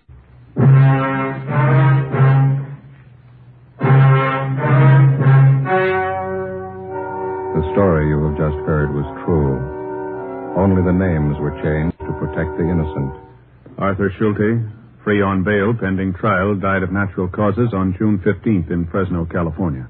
Leo Donaldson was tried and convicted of grand theft and served a term prescribed by law in the state penitentiary. And now, here is our star, Jack Webb. Thank you. When the rookie policeman becomes a full-fledged member of the department, one of the first things he becomes aware of is the time-worn tradition of the peace officer. He has pride in the men he works with, pride in his job. The men who make Fatima take great pride in their job. They, too, uphold a tradition. The Fatima tradition of quality. You see, Fatima contains the finest Turkish and domestic tobaccos superbly blended. And pack after pack, they're extra mild.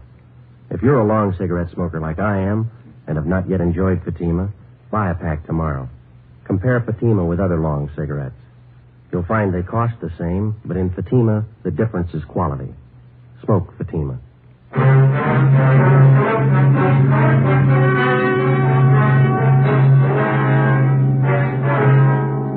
Ladies and gentlemen, the Chief of Police of the City of Los Angeles, W.H. Parker. The Los Angeles Police Department awards this citation of merit to Dragnet for its authentic portrayal of cases from the files of this department, bringing great credit to the Los Angeles Police Department and its officers, and enhancing the prestige of law enforcement generally among its millions of listeners. Thank you, Chief Parker. You have just heard Dragnet, a series of authentic cases from official files. Technical advice comes from the Office of Chief of Police W.H. Parker, Los Angeles Police Department. Next, We the People. 3 chimes mean good times on NBC.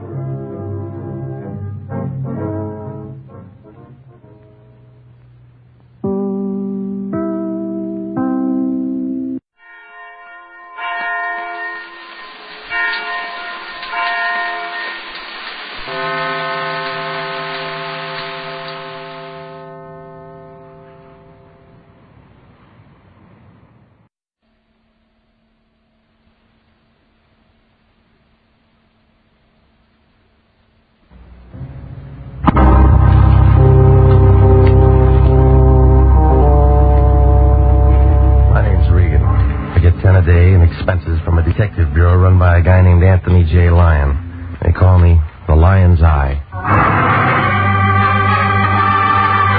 Jack Webb is Jeff Regan, Investigator. Hard-boiled action and mystery and thrilling adventure in tonight's story of the man who lived by the sea.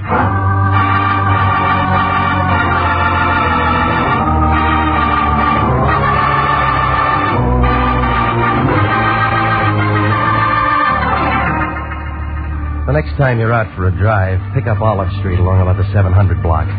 You can't miss it. It's a big building made out of white granite. The Cosmopolitan Building.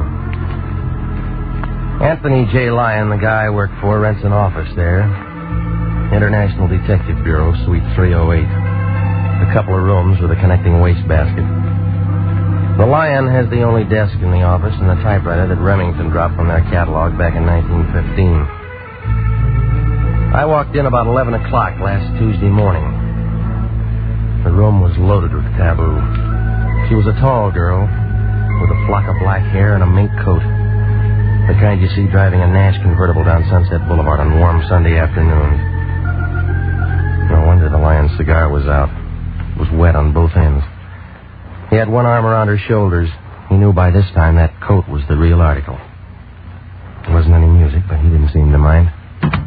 Come on in, Regan. Not much room to dance. We got business.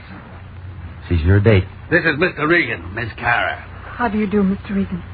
Mr. Lyon tells me you're just the man I want. Well, you said the same thing to a mortician last week. Miss Kara is associated with the famous psychic consultant Prince Nemo. I help the prince look into people's minds. Well, that ought to be fun if all your customers are under 6. You don't believe in thought transference, Mr. Regan? Do you? Prince Nemo sent Miss Kara to retain an operator. Why didn't he come himself? Prince Nemo never appears in public. He misses some good ball games. He has television. Yeah. The prince prefers to spend his time in meditation and thought. I handle all of his outside contacts. Regan, I want you to drive out to Prince Nemo's home in Ocean Town with Miss Kara and speak to the prince. What kind of a retainer did he send you? We don't discuss finances in front of clients. Ah, this is another blind spot. You don't know what this guy wants. He said it's a very delicate matter, and he wants to explain it to you himself. Oh, sure. She waltzed in here with a check, and you'd sell your grandmother to a glue factory for $2. Is there any way I can reassure you, Mr. Regan? Buy me a battleship. You got a license and a contract with International. You want to tell me about it, lady? Prince Nemo was very excited this morning. He called me in and told me to make the arrangements. It's not enough script. He never tells me anything. I just work for him. Will you please? Yeah, all right. Here's a nickel. Call me and tell me what's up. Suppose I can't. Then you got something for your piggy bank.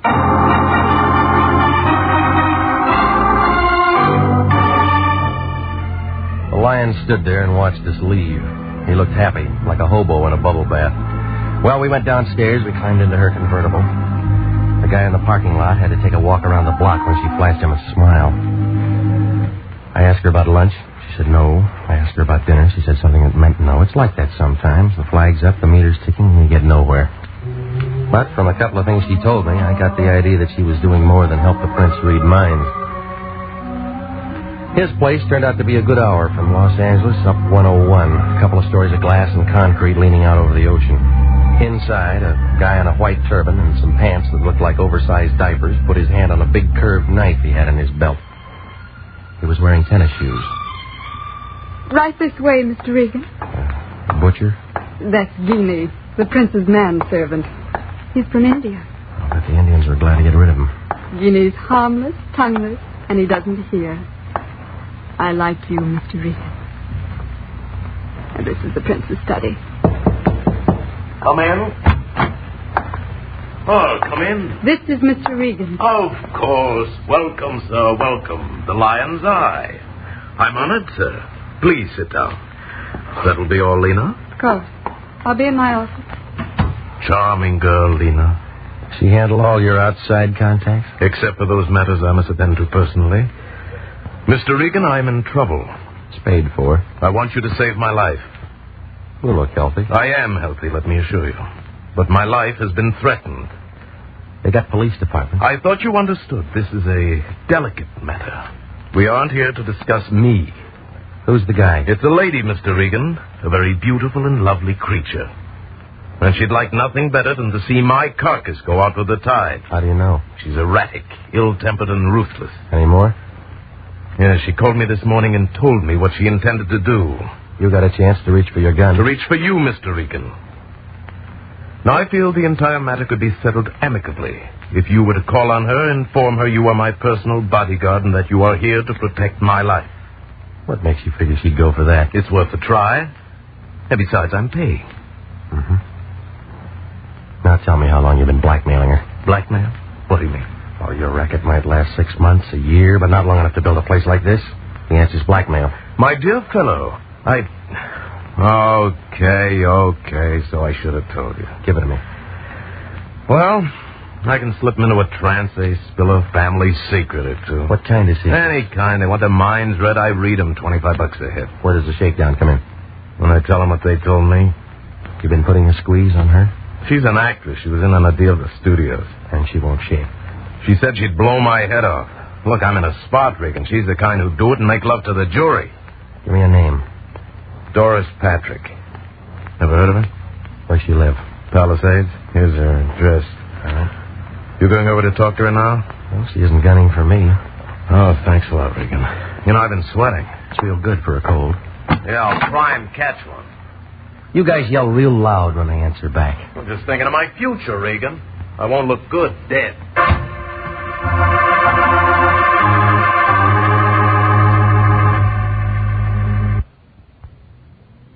I left him sitting there scratching his bald head under his turban. He looked unhappy, like somebody fed him a Vaseline sandwich. Well, I climbed in my car, and I followed the highway to the turnoff back to Sunset. The Malibu fog was coming in for the winter, and by the time I got to the address Nemo had given me, I was looking around for my hands. Doris Patrick's place was too big for a marble game and too small for football. There was a wire fence all around it and a sign every 15 or 20 feet or so that said, not to trespass. I parked in the boulevard and walked up the driveway. It was about then that a guy in a blue suit showed up. He was tall and heavy, and he caught a lot of his hat. He pulled down on the brim, blew smoke in my face, and kind of nudged me with his shoulder. Move on, Pilgrim. We don't want any. How do you know? We're waiting for the 49s. Scram, huh? You aren't even on the list. All right, we'll wait for the 50s. Blow. I came to see Doris Patrick. Yeah, what for? You her? Sure. What do you want? Business. Shop closed. You always like this, or you miss lunch today? Look, I don't know who you are, Pilgrim, but you don't understand English. Well, I know you. There's something about a guy in a lineup. Yeah? He memorizes easy. Cop? Private. Private or city, you all smell the same to me.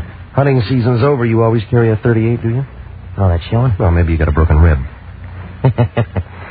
Well, I met all kinds of funny guys. I said I wanted to see her. Ain't in. Watchdog? Now you're getting smart. Well, you aren't. What kind of crap is that? Just this. I'm going in. Trick I learned a long time ago. You shoot a guy in the knee and he don't ever walk straight again. Ever done it, punk? Oh, sure. That's how I learned. Mm-hmm. That's when I learned, baby. He slumped against the side of the wall, and he looked tired, like he'd been running from Compton. Well, I left him there, and I went up the driveway to the porch. Coming around a blind corner, I bumped into something that kind of relaxed and rolled into me. It was a blonde girl, about 25, in a white polo coat. I was willing to try it again, but she began talking with a voice that was deep enough to go in the oil business. Oh, I thought you might be running interference, but you look like the whole team.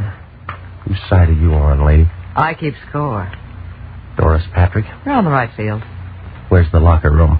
Maybe I like you. Where do you come from? Right here. Didn't know we raised your kind anymore. Or did you go wild? Do I pass? What'd you say your name was? Regan. Welcome. Mm-hmm. Which highway? Straight ahead. To the den.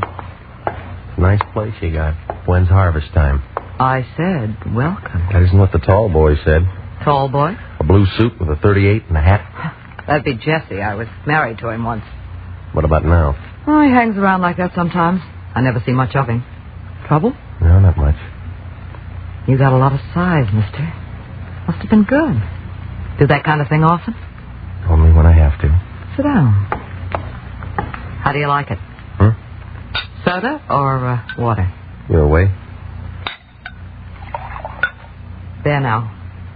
Isn't that better? I don't know. This is my first drink. You'll get another. It's a cold day. Nothing here. You're quick. Must have a good straight man. His name's Prince Nemo. Must we talk about him? He thinks you're dangerous stuff. What do you think? Right now or when I'm a couple of feet away? Now. Hey, now look. Remember me? I just got here. Your name's Regan, and we're going to get along. Yeah.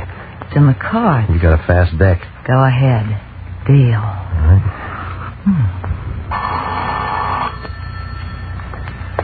How much time between rounds? Yes? Who? Oh, just a minute.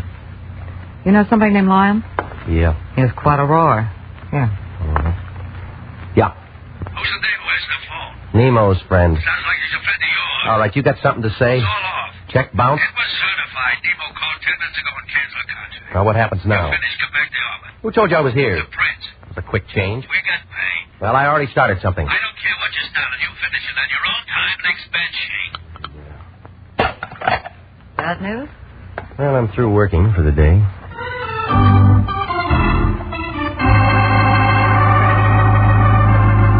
Well, I was an old friend of the family when I left. She didn't want me to go, but I was thinking about Prince Nemo and the way that nothing made sense. Oh, the whole thing looked phony, like an undertaker in a white derby. It didn't take 20/20 vision to see that somebody was getting anxious to make a play. Well, by the time I got home, I figured I was out of it. But my company had other ideas. It was Jesse, and he had friends. You should lock your door, Regan. Why? You'd crawl under. All right, fellas. Friends? I just hired him. You got a parade permit? Stan, say hello to Regan. Hello, stupid. What about Skinny? Hiya, Grogan. Name's Regan. He's a detective. Isn't that right? You're pretty good with your women, Regan. You know, you look lonesome, Jesse. You got something to say? Stay away from it. You're shaking. You want a drink? Already had one. Stand, Skinny. Set him on a bed. Let go. Oh, Regan, once more. Once more. Stay away from it. You said that before. I want to make sure you understand. Stand, Skinny. Hold his arms. I've said all the right words. Maybe my punctuation's bad, huh? Lay off. Period. Lay off. Period. Lay off. Period. Okay. Okay, leave him on the bed. Hey, he rolled off. Oh, that's fine. Fine. Now he won't have to change his sheets. Oh, Jesse was good. When I got up, my face looked like a relief map of Pasadena. He was wearing a signet ring. He left out some of the boulevards, but the Rose Bowl was right out in front. I found a drink in the cabinet, and I started for the mirror to see what was left. It was about then I heard a knock on the door. He was a little guy in a cab driver's suit. It figured that he got the job because they ran out of big uniforms. They double-crossed him on that cab. If it wasn't for his ears, he'd have been wearing a snood. Hiya. Yeah? Football? What do you want? Your name, Regan. That's what it says on the mailbox. I met a friend of yours today. Get to the point, will you? A dame named Lee McCarra. Yeah, Lee McCarra. Come to this. All right. You're in the register. Wait, that ain't all. She wants to see you. What about? Didn't say. Just said to see if you was home. You home? Yeah. I got her down in my cab. We'll send her up. I don't think she can make it. What do you mean? She looks kind of funny. Maybe you better come down.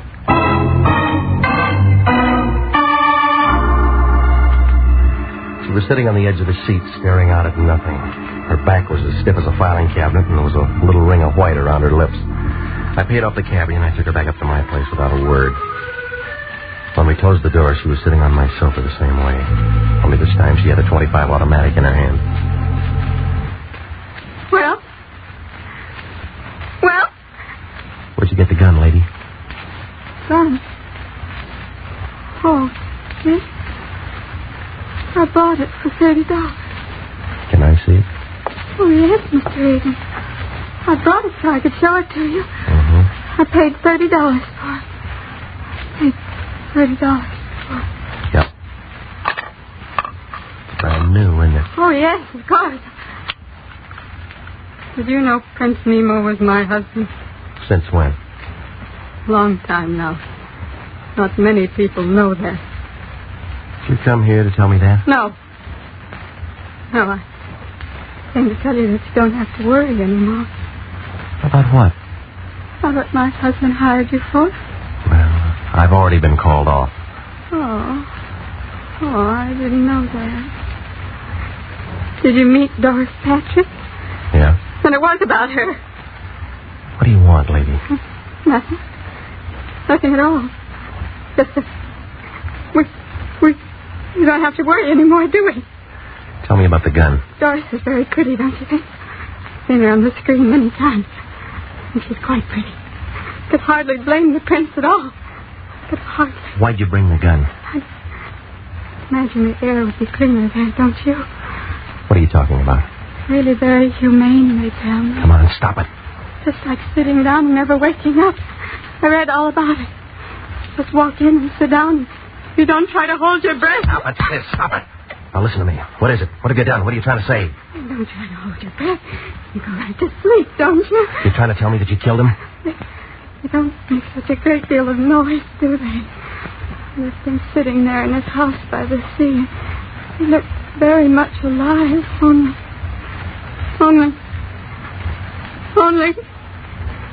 He isn't alive at all. Tell me, Mr. Regan, tell me. Do I make a good murderer? Do I?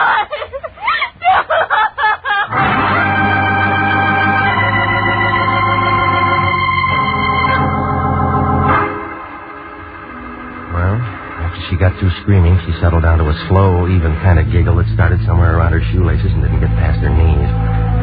Gave me a feeling like somebody was unwrapping an atomic bomb under a Christmas tree. Well, she wasn't going to do any more talking, so I went downstairs and brought back a doctor friend of mine named Sammy Wing. He had his little black bag with him, and he gave her a shot of something. She wilted like last night's orchid and went to sleep. Sammy wrote down a couple of things, and then he looked up at me. Some playmate. Wish I'd have been here for the party. How is she, Sam? You know her better than me. Oh, is she going to be all right? In 4 or 5 hours, she'll wake up and want some water. And then what? She might ask you what happened, or it might start all over again. By the way, what was it? I don't know. She came over to see me. I should have visitors like this. I've been working too hard. She said she killed a guy who was a client of mine. Maybe I'm lucky at that. Why the past tense? The Lion called me off the case. Official, huh? Yeah. You've got nobody to protect. Where's the corpse? At a house in Ocean Town. Here, call the police. And you and me can go out and do our Christmas shopping. Oh, she said she used this gun. A .25, it killed people. No, Sammy, there's a bullet jammed in the chamber. James don't know how to reload. It hasn't been fired. Ballistics got better ways of telling. She's pretty and she's nice, and I'll bet she looks like $1 million in a bathing suit. But if I'd have met her within the last 3 hours, I'd have run for help. Was that professional? Acute hysteria. The kind that pops off guns and people and does a lot of things they can't remember later on. Call Sanducci. Look, it doesn't figure she'd do it with this. Maybe she had another one. While you're at it, call the coroner. Tell him to go out there with some DOA forms. No, I'm going first. Corpse hunt? Just an idea. LaBrucioli had an idea. Yeah. This dame's dipped somebody, and she's told you her story. Well, I don't like it. What do they do when a private eye messes up an open and shut murder case? Sammy, stay with her, will you? There's some bourbon out in the kitchen. Maybe both of us will get our pictures in the papers. I left him sitting there. He looked sad, like a water buffalo caught in a drought. I pushed through the fog for about 40 minutes, and I pulled up in front of Nemo's place in Ocean Town about 9:30. It was dark enough to give a ghost the creeps. I used that ring of keys that I'd taken from her purse, and I went inside. It smelled dry and still, like somebody was waiting for the world to fall apart. I clicked on my flash, and I walked down the long hall to his office. Well, he was there, just like she said. And there were 3 holes in the front of his shirt, close range, but it wasn't the laundry's fault. He'd been dead maybe 2 hours. The desk drawer showed some canceled checks made out to Doris Patrick. While I was thinking that over, I spotted a .38 Smith & Wesson on the floor by his hand. Lynn had been carrying a .25.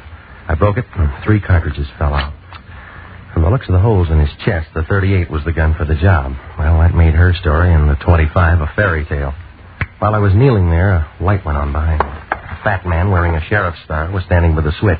A tall leather jacket with a flashlight in his hand was in front of me.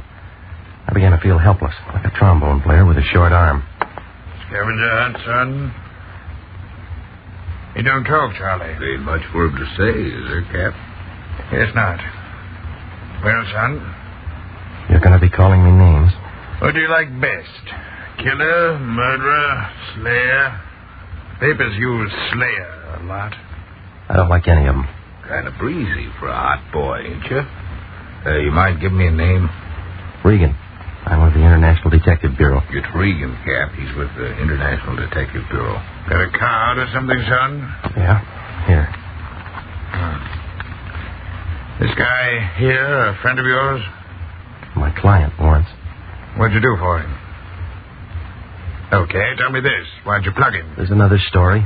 Any good? Better than the one you got. You'll have a hard time selling it. It's a fix. Oh, why you want to say a thing like that? How long you been on the force? Easy, Regan. Me and Cap's being nice. Phone call a little while ago. Funny kind of voice. Said we'd find a stiff here. We didn't say we'd find you. Yeah, you're extra. The dame who worked for him told me. You tell homicide? No. That was a mistake. Where's this girl now? Name? Charlie, call the coroner. Ocean Town is just a small place. Only me and Charlie around. We borrow from the county when we get something like this. Well, I can find you a real answer in an hour. You got ideas? Lots of them. You can tell me all about them later. We got a corpse, we got a suspect. You know that's good. Even a weapon. I'll have an alibi when you check the time of death. We'll worry about that later on. All right, son, let's go. Well, I had about as much chance as an elephant in a tea room if those two locked me and booked me.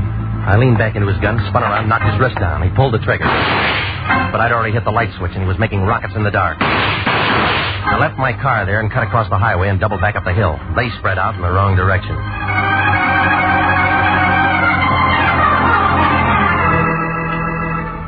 An hour later, I was standing in front of the Lion's door. He was wrapped in a bathrobe big enough to keep all the silkworms working overtime. What do you want, Regan? Information. You been drinking? I've been working. That Lena Harris here? You sent her. She called me and said she wanted to hire you for something else. After Nemo canceled the contract. Yeah, why? You gave her my address. I thought you ought to talk to her. What she want? She told me that she killed the prince. She can't do that. We got a contract. Well, it's already been done. We're in a spot.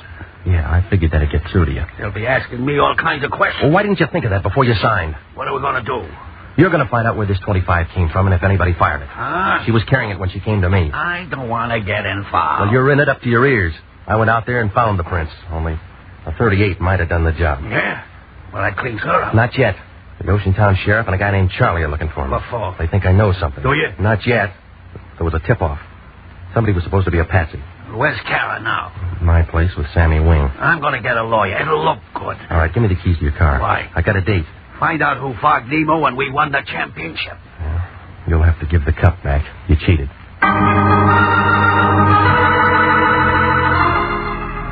I drove back out to Doris Patrick's place in the Palisades, and I rang the bell and waited. Took her a while, but she showed. She was wearing a filmy kind of a thing that made a spider's web look like canvas. I began to feel warm, like a sun lamp on a picture set. We had a date at 9 o'clock. I broke my watch. Come in, I'll see if I can fix it. I'm great with a swift movement. Yeah, it shows. We were going to look at the stars together. How long you been here? I gave you up at 10. Tell me, how do you like my new dress? It's the right color, but the wrong cut for a funeral.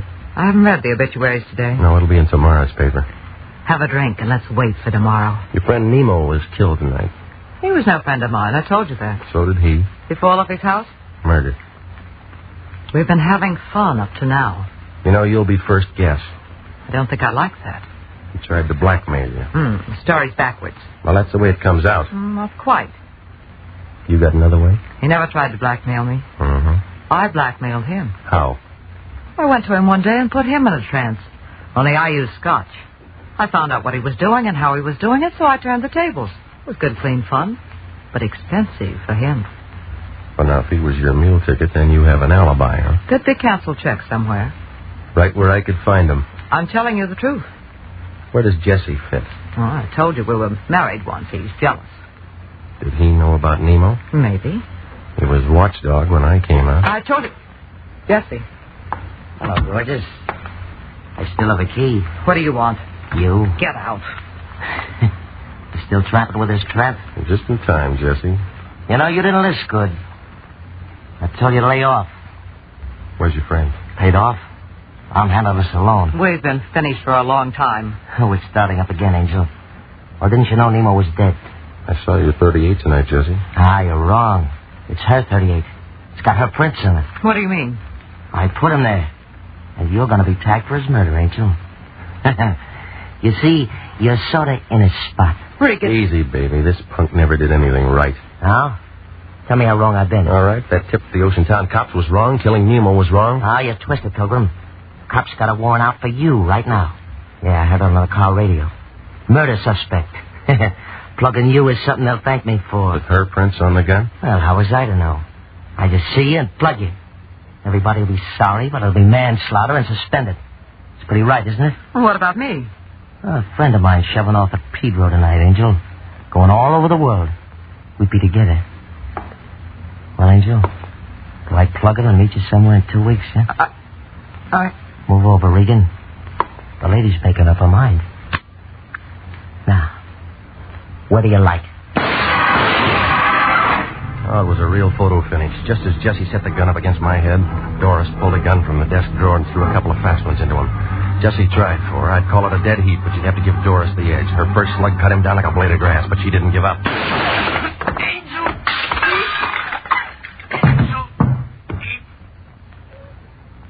Well, he's all used up. Never shot anyone before. You look like a professional. Give me the gun. He deserved to die. Didn't he? Didn't he? I don't know, lady. You knew him better.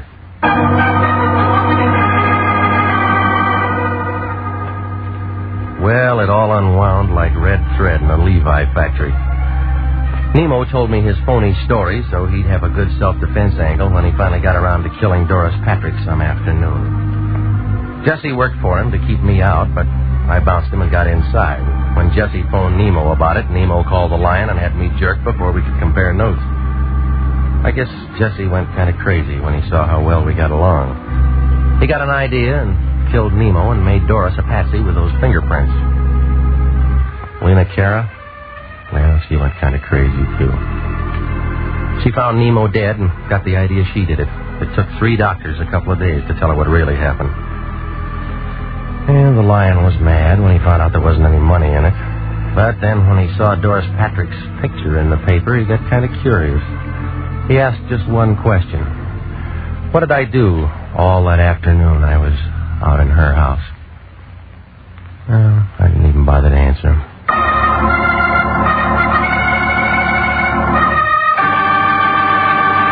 Jack Webb is featured as Jeff Regan with Herb Butterfield as Anthony J. Lyon. The story of the man who lived by the sea returns tonight by special request and was written by E. Jack Newman, produced by Sterling Tracy.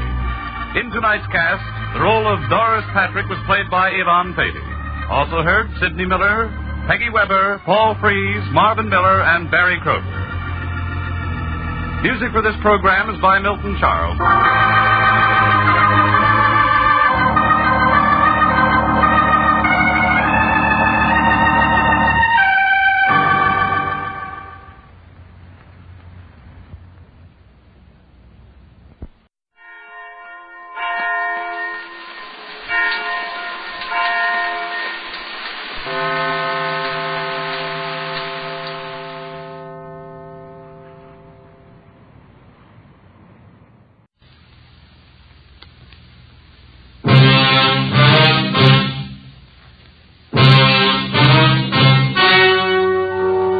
The story you are about to hear is true. Only the names have been changed to protect the innocent. Fatima Cigarettes, best of all long cigarettes, brings you Dragnet.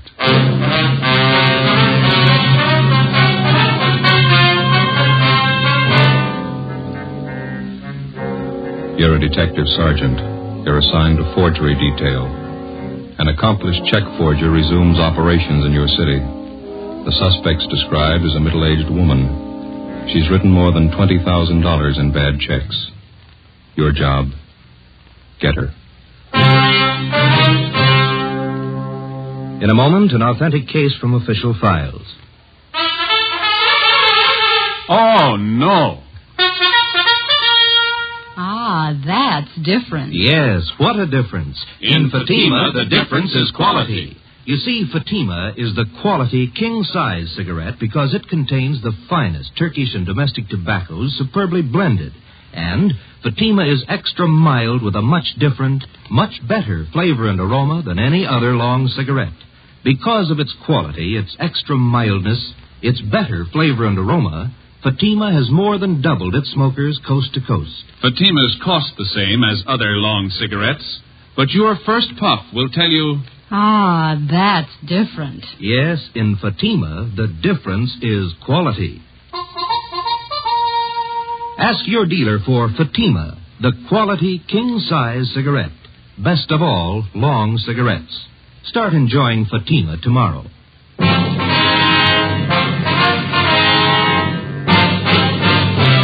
Dragnet, the documented drama of an actual crime. For the next 30 minutes, in cooperation with the Los Angeles Police Department, you will travel step by step on the side of the law through an actual case from official police files. From beginning to end, from crime to punishment, Dragnet is the story of your police force in action. It was Monday, April 17th. It was warm in Los Angeles. We were working a day watch out of forgery detail. My partner's Ben Romero. The boss is Captain Elliott. My name's Freddie. I was on the way back into work, and it was 7:53 a.m. when I got to room 29. Forgery detail. Morning, Joe. Hi, how'd the weekend go? Oh, pretty slow. Stayed home, did some gardening. How about that new lawn you put in? How's it doing? If we want a lawn, we're going to have to move. What's the matter now? Same old thing. Gophers? Must be hundreds of them. So many holes at the top of the lawn looks like an old punch board. Oh, that's too bad. Can't you try some kind of poison on them? Or how about those new things they got out? What do they call them? Gopher bombs? I use them by the dozen. They eat anything. Joe? Ben? Yeah, Ferguson. Good morning, Captain. Let's see. Okay. What's up, Fergie? You ain't gonna like it. Skipper will brief you. Morning, Skipper. Hi. Yeah, let's see. Yeah, thanks. You two finished up with the Benson case yesterday, is that right? Yeah, it's all washed up. We're clear. Good. Then you can start on this one right away. You'll work with Frank Besser and Ferguson here. What is it?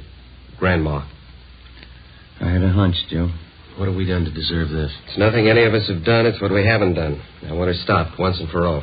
Are we any closer to her than we have been, Fergie? Just about same, Joe. That's why I'm putting 2 more of you on it. How well do you know the case? Well, just what we've heard around the office. Same here. I could stand some briefing. Ferguson? Well, you must have heard how she operates. 3 months out of the year, April, October, and December, that's all. She's never been known to change that schedule? Not as far as I know. She's been doing it the same for 9 years. All the phony checks she cashes are personal checks. That's right. She never writes them less than $2 and never more than 100. 9 years. She been going that long? 9.5. It'll be an even 10 this October. You want to check them out on the totals, Ferguson? Up to and including the first of this month, she's cashed 1,273 checks. The total's a little over $22,000. Anything special about the way she writes the checks? Nothing but the signatures. There's an alias list on her that'll knock your eye out, more than 200 different names. Her description's still the same, about 50 years old, kind of plump, nice face. A few minor changes. Last year she had gray hair, dressed very plain. This year she dyed her hair black, dresses a little more expensively. 9 years. That's a long streak of luck for any paper hanger. That's just it. This old gal's not just an ordinary paper hanger. She's no amateur, don't get me wrong, but she doesn't operate like any check forger I've ever known. She contradicts part of her MO, part of it she doesn't. She takes chances an ordinary paper hanger would never take, and she gets away with them. Take a look at just one of these exhibits. Yeah? This one here. 28 checks passed on the same chain of grocery stores, same company. She passed them all in 1 month? No, that's just the point. 2 years ago, she passed 14 of them, spread them out over a period of a month. Last year, she passed another batch of 14, all within 3 days. 1 year, she used a different name on each check. On this batch, she used the same name. Well, does she have any identification when she passes these checks? Always. Phony driver's license, social security cards, it works. And she's got that sweet grandmother smile of hers. Clerks rarely turn her down when she shows up with a check.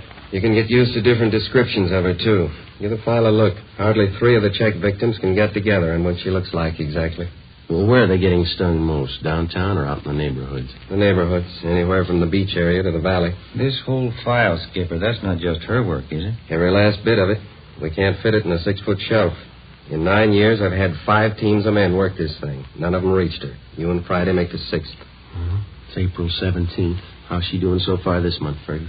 Cash $624 in checks we know of since the first of the month. Same general description, same general M.O. No fresh leads? She's been operating 9 years, Joe. Yeah. Just as good as ever.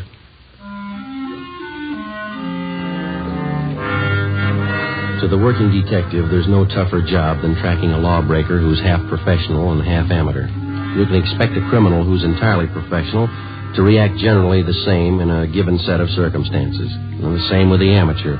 But take the two, the professional and the amateur, and intermingle their possible and probable reactions.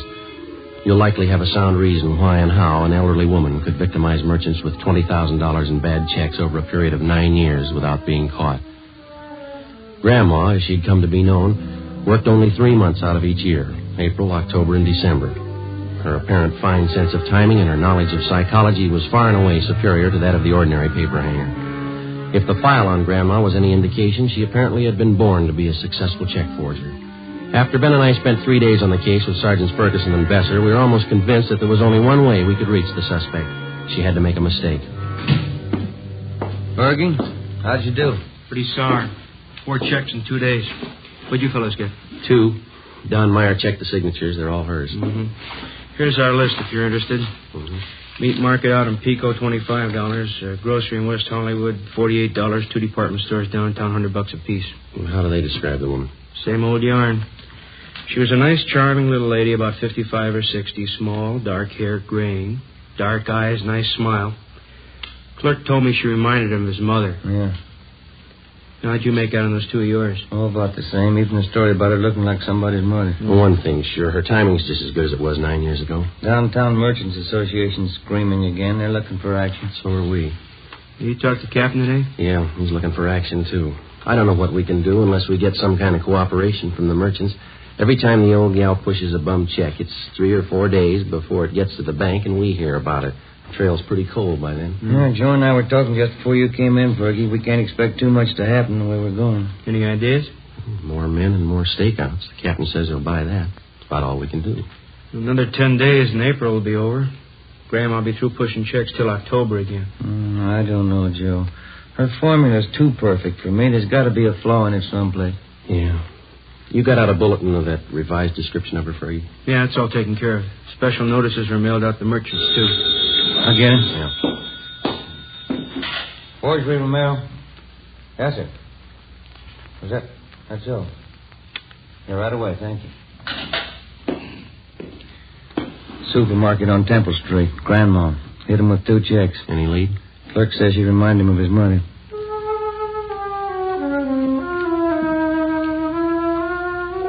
A week passed. The number of stakeouts on business places throughout the city was doubled. The M.O. and description of the suspect was circulated among the merchants in the downtown and suburban shopping centers. Clerks were especially warned to be on the lookout for. The precautions went for nothing. Grandma's checks kept showing up at the rate of 2 and 3 a day. On April 27th, she passed a check for $50 at the delicatessen on Hollywood Boulevard. We drove out to interview the owner, Mr. Hammerson. Do you have one of those circulars we sent out on this woman? Well, I'm ashamed to say it, Sergeant, but I have, hanging right back there in the storeroom. The thing of it is, I never connected the two, the woman and the notice. It's the way she looks at you, you know, like you'd be a heel to even question her. Mm-hmm. How was she dressed the last time she was in? Do you remember that? Well, she had kind of a plain black coat on. Would you excuse me a minute? I don't like to keep customers waiting. Oh, sure, go ahead. Yes. How are you, Mrs. Lyons? Need some cold meat for kids' lunches. What do you got nice and fresh? You see right there in the case. Head cheese is very fresh. Good for the kiddies. Pimento loaf's nice, too. Oh, kids don't like either one. Fussy. You better give me 35 cents for that small bologna, would you? Yes, ma'am.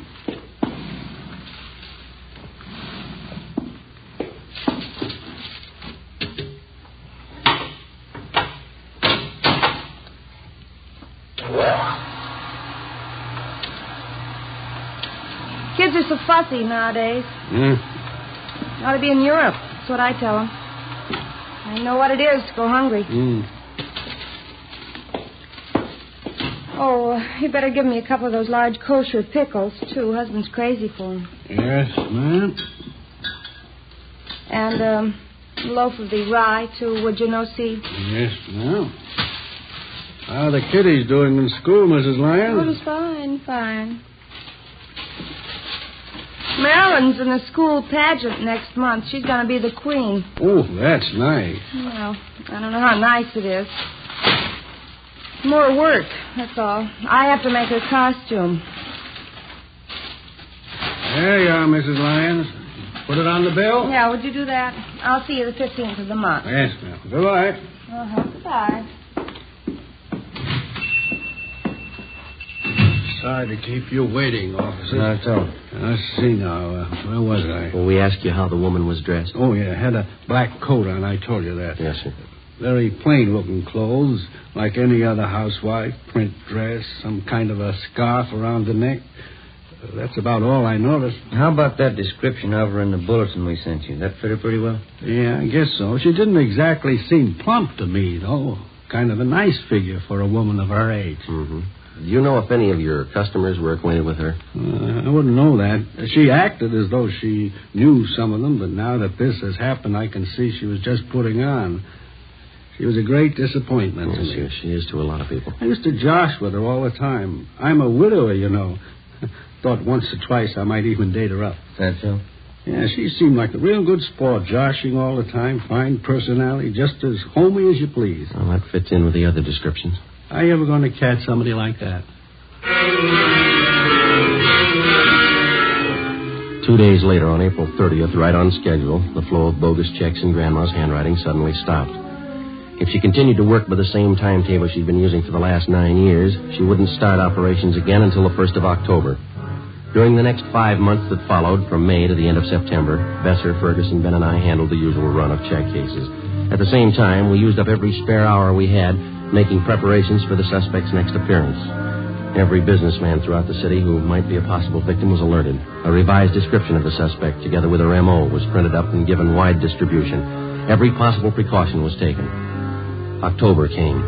Grandma started on the 10th year of her forgery career without a hitch. On October 1st, she cashed a check for $75 at a large downtown women's shop. As soon as we got the report, we went to the department where the check had been received. A fashion show was in progress. She's wearing a deep white velvet dinner suit, the newest shade for evening wear. You will notice the pencil thin skirt and a doll with 3/4 sleeves. Excuse me. Are you Mr. Montrose? Yes?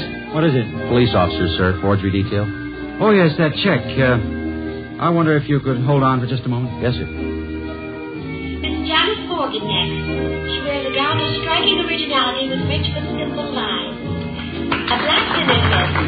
A satin skirt with handmade forms. A sculptured silk and latex sweater top with an oval neckline punctuated with ball fringe. Hey, Joe. What kind of outfit is that the model's wearing? I don't know. Not much to it. All right, officers. Would you like to step this way, please? Okay. Yes, sir. This is my office here. Well, I don't know what I can do for you, gentlemen. The check was passed. Very unfortunate occurrence. You okayed the check for cashing, is that correct? Yes, the sales girl handled the transaction. She showed me the check. I knew the signature, so I okayed it. Mary Walker? Yes, that's how this check was signed. What kind of identification did the woman have? Her charge account plate. You know, the small metal card, charger plates we call them. I recognized that in the signature immediately. You know this Mary Walker pretty well? She's one of our best customers.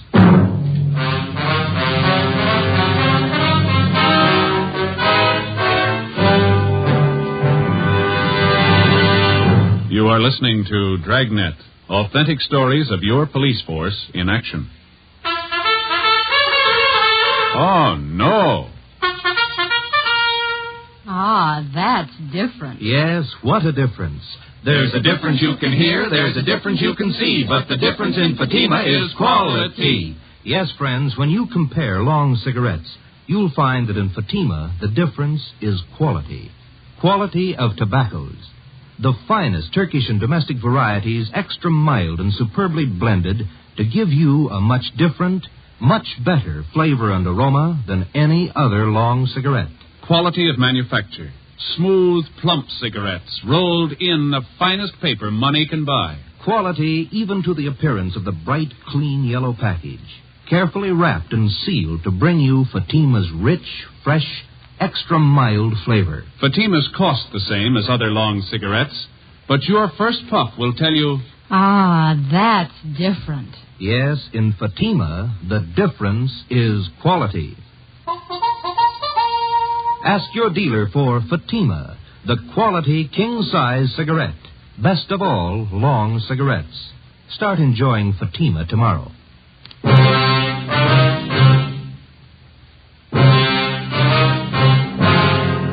Friday, October 4th, 2 p.m. Before we left the store, we found that another worthless check bearing the signature Mary Walker had been cashed in a different department of the store the same day. The woman had used the same means of identification, a metal charge account plate stamped with the name Mary Walker. We took the two checks back to the office and had Don Meyer in handwriting compare the signatures. There wasn't any doubt in his mind. The writing on both checks was Grandma's. Well, it was only a hunch, but it was beginning to look as though the suspect had finally done what we'd been waiting 9 years for her to do. She'd made a mistake. Ben and I drove out to an address in the Wilshire district to interview Mrs. Mary Walker. She fit the same general description of the suspect, but she denied writing either one of the checks which bore her signature. It's out of the question, Sergeant. I couldn't have written the checks. I haven't even been in the city for the past 5 days. Then the signatures on these two checks here, Mrs. Walker, they're not yours. It looks like my handwriting, but it's not. I didn't write those checks. They're forgeries. Yes, ma'am. You do have a charge account at the store, don't you, ma'am? Oh, yes. I've had an account there for years. Nothing like this has ever happened, though. You have one of those charge account plates? Well, yes, I did have one. You lent it to someone in your family? No, as a matter of fact, I lost it. I meant to report it to the store, but it slipped my mind. Do you have any idea where and when you might have lost it? Well, I think it was last Sunday night. I'm not sure. Oh, well, just a minute. I know who would remember. Inez Lambert. She was there. I'm sure she'll remember. Who's she, ma'am? A girlfriend of mine. She lives in the neighborhood. Mm-hmm.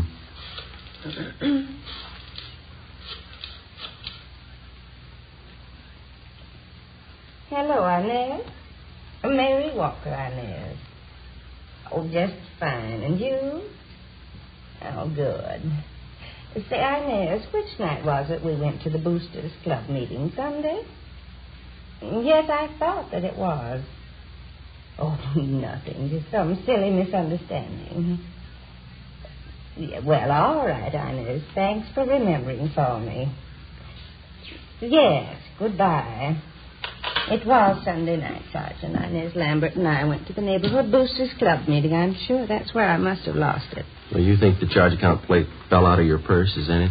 Well, either that or it was taken. Why do you say that, ma'am? Well, it's a serious thing. I didn't want to mention it. What's that? I left my purse on the chair next to me a part of the evening. When I got home, I thought I was missing a $5 bill from my change purse. I didn't notice at the time my charger plate was gone. Do you remember who was at that meeting, Miss Walker? Oh, 40 or 50 people at least. How many women would you say? Dozen or so, I suppose. I'm not accusing anybody of robbery, Sergeant. I know it's a serious charge to make. Do you know if one of the club officers might have taken a list of those present? Oh, they didn't have to. We do the same thing at every meeting. What's that mean? We all sign the attendance book when we leave. 3 p.m. Ben and I contacted the secretary of the Neighborhood Boosters Club. He gave us a list of those present at the Sunday night meeting of the club. As Mary Walker had told us, each person present had signed his or her name and address in the attendance book. We took the record downtown with us and had Don Meyer compare each signature on the list with samples of Grandma's handwriting. Number 32 on the list, fellas. That's it. Positive, Mick? No doubt in my mind. That's Grandma's handwriting. How'd she sign it?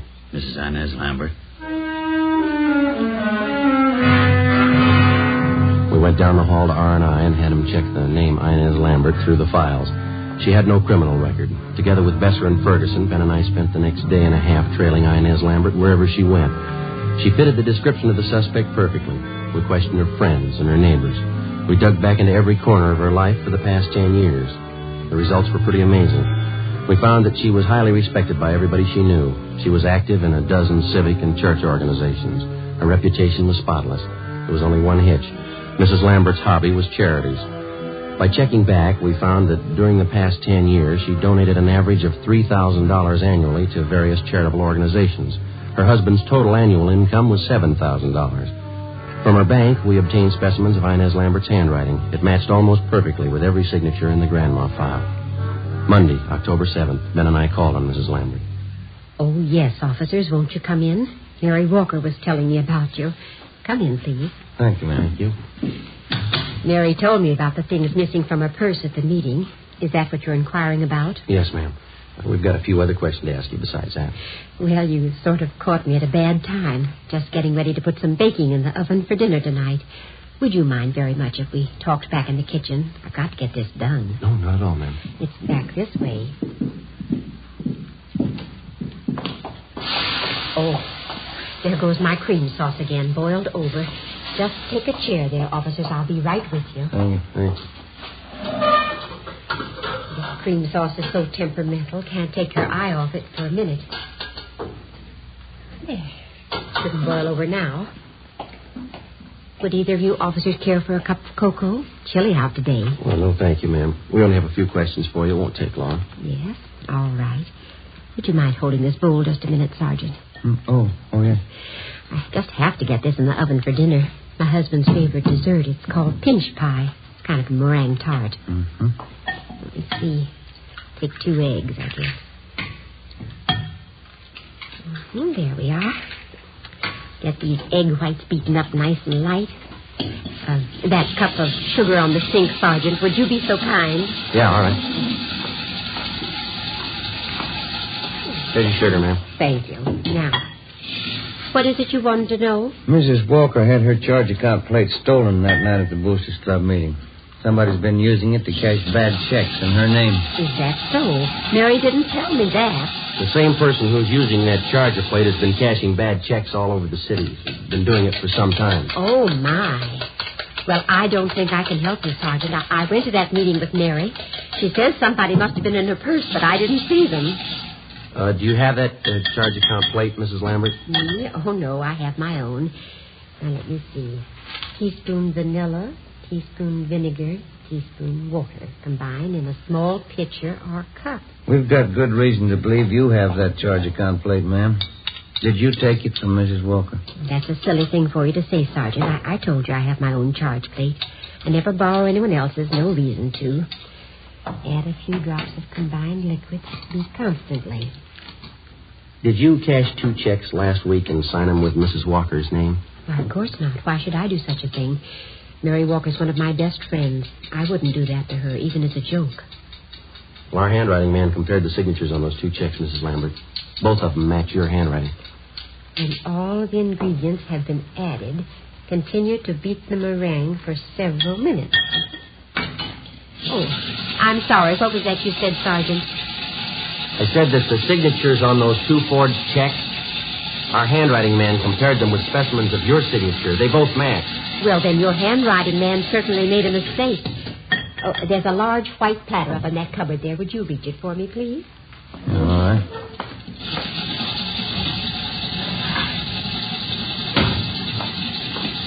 There you are, ma'am. Well, thank you. Now, you deny that you wrote those 2 forged checks last week. You deny that you've written and cashed about 1,500 worthless checks in the last 9 years. Well, of course I deny it. You're sure you haven't made a mistake? We're sure, ma'am. I'm sorry. You'll have to come downtown with us for questioning. Oh, what's that? Oh, my. It's the cream sauce again.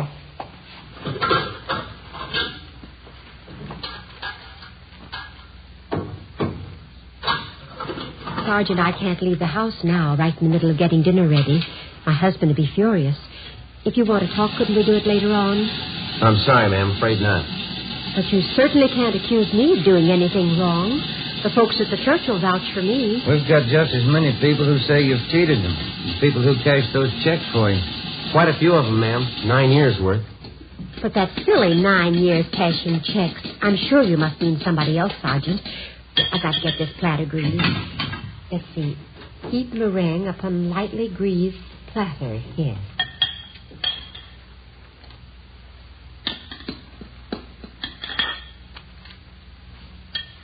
Look, we have a record downtown on every single check that you passed since you started, ma'am. We've got specimens of your handwriting and people to identify you. We know what your income is. We know how much that you've given to charities. Money's got to come from someplace. Is that what the checks were for? Excuse me, I've got to get this meringue in the oven. Let me see. 275 degrees. Yeah.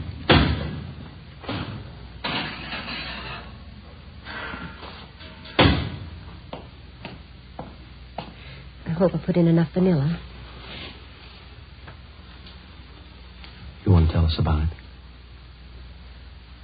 I never thought about anyone finding out. I guess I should have expected it, shouldn't I? Yes, ma'am. It was all for charity.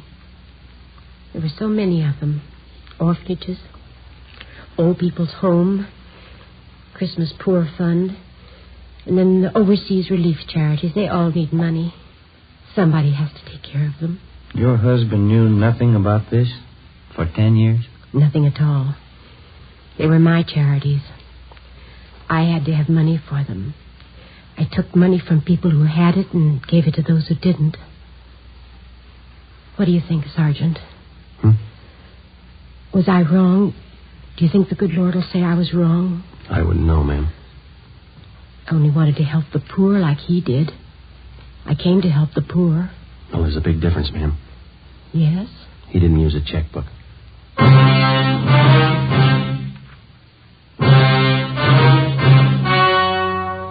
The story you have just heard was true. Only the names were changed to protect the innocent. On December 18th, trial was held in Superior Court, Department 91, City and County of Los Angeles, State of California. In a moment, the results of that trial. Now, here is our star, Jack Webb. Thank you. The efficiency of any local police department depends on the quality of its personnel. Each and every man is carefully selected and thoroughly trained. In uniform or plain clothes, your police officer knows his job. And so with a cigarette. The men who make Fatima cigarettes know their job. They carefully select and blend the finest Turkish and domestic tobaccos to make Fatima extra mild, different from other long cigarettes. They cost the same, but in Fatima, the difference is quality. If you're a long cigarette smoker like I am, I'm sure you'll like Fatima best. Start enjoying Fatima tomorrow.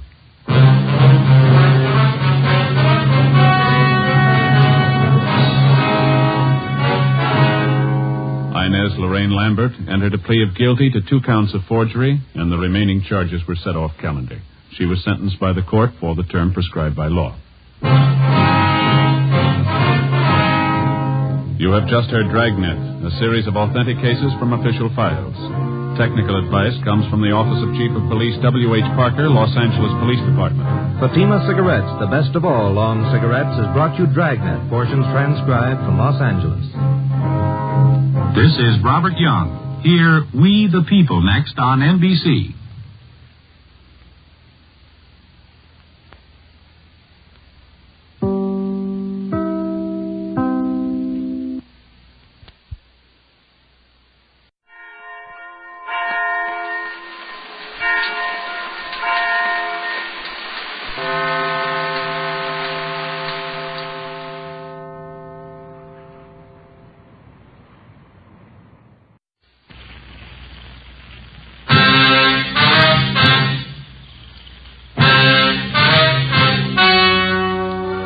The story you are about to hear is true. Only the names have been changed to protect the innocent. Fatima Cigarettes, best of all long cigarettes, brings you Dragnet.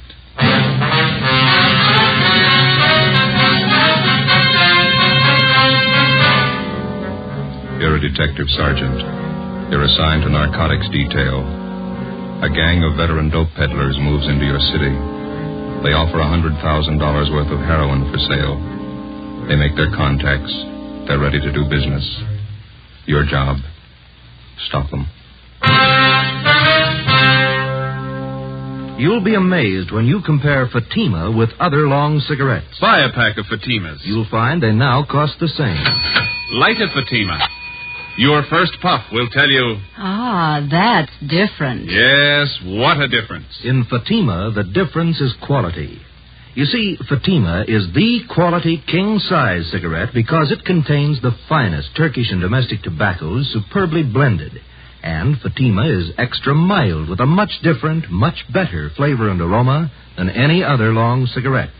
Because of its quality, its extra mildness, its better flavor and aroma, Fatima has more than doubled its smokers coast to coast. Try comparing Fatima yourself.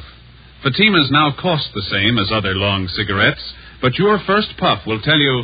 Ah, that's different. Yes, in Fatima, the difference is quality. Ask your dealer for Fatima, the quality king-size cigarette. Best of all long cigarettes. Start enjoying Fatima tomorrow.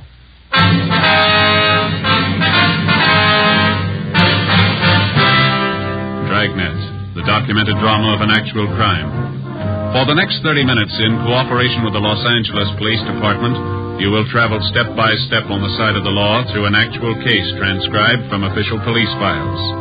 From beginning to end, from crime to punishment, Dragnet is the story of your police force in action. It was Wednesday, June 24th. It was sultry in Los Angeles. We were working the day watch out of narcotics. My partner's Ben Romero. The boss is Thad Brown, chief of detectives. My name's Freddie. It was 9:27 a.m. when I got to the Charing Cross Apartments on 12th Street. The side entrance.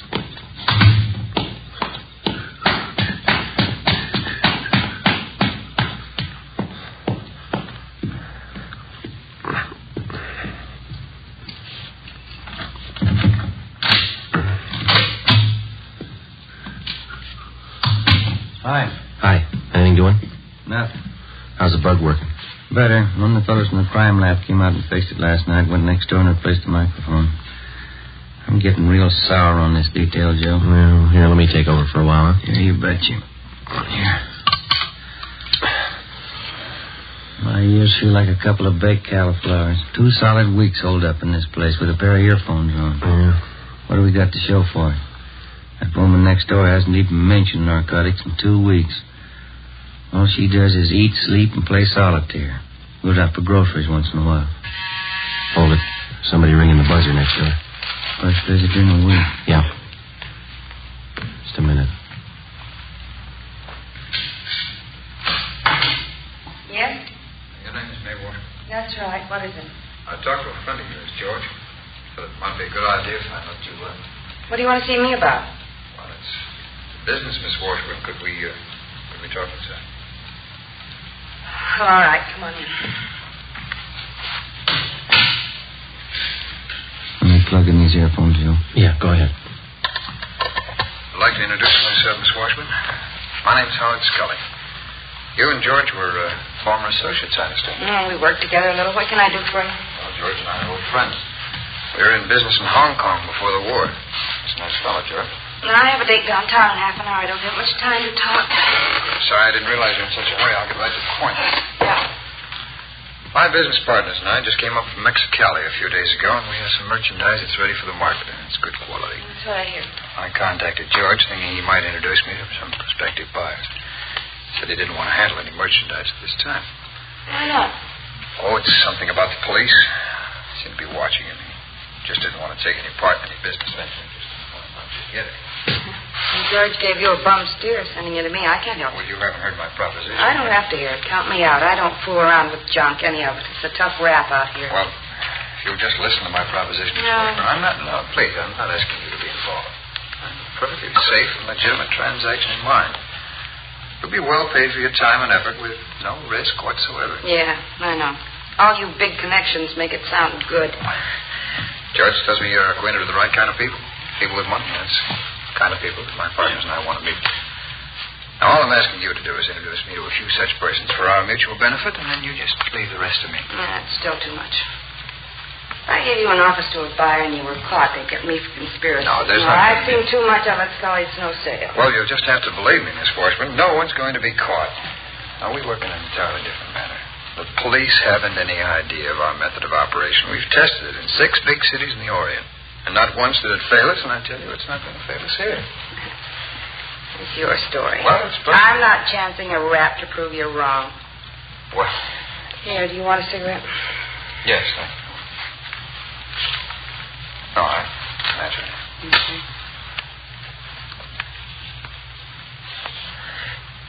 Thanks. Now, I'm only asking one thing, Miss Washburn. An introduction to the right party, and that's all. Now, you know my reputation. I'll make it well worth your while. If the connection is right, you can live on your take for the rest of the year. I don't have many friends, just a few, and So? I guaranteed for my payoff. Well, I can deposit the money with George. He'll hold it until the deal is made. You can be real rich, Miss Washburn. Come on, what do you say? Introduction, that's all. That's all we'll need. Our product speaks for itself. I know a fellow out in Hollywood. His name's McMillan. I can call him and tell him to meet you. That'll be fine, how so?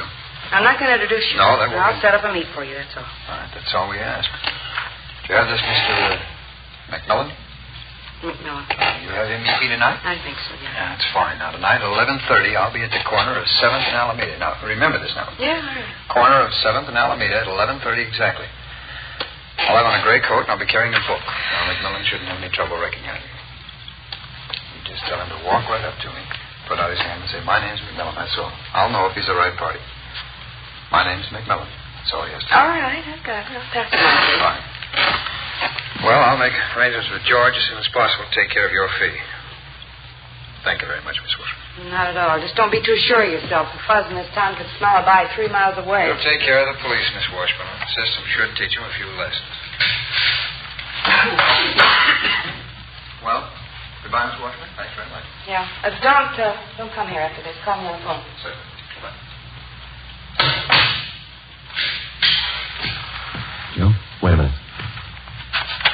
someone for the phone. Come on.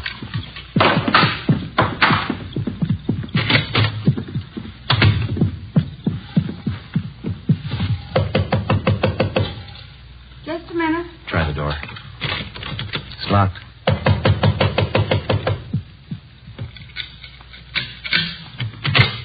What do you want? Police officers. All right, what's the pitch? I'd like to talk to you downtown. About what? Howard Scully. What about him? We know why he was here. Get your coat, please. I haven't done anything. Come on, lady, let's go. I told Scully I didn't want in. He made the proposition, but I didn't buy it. You know that. I didn't buy a word of it. We did.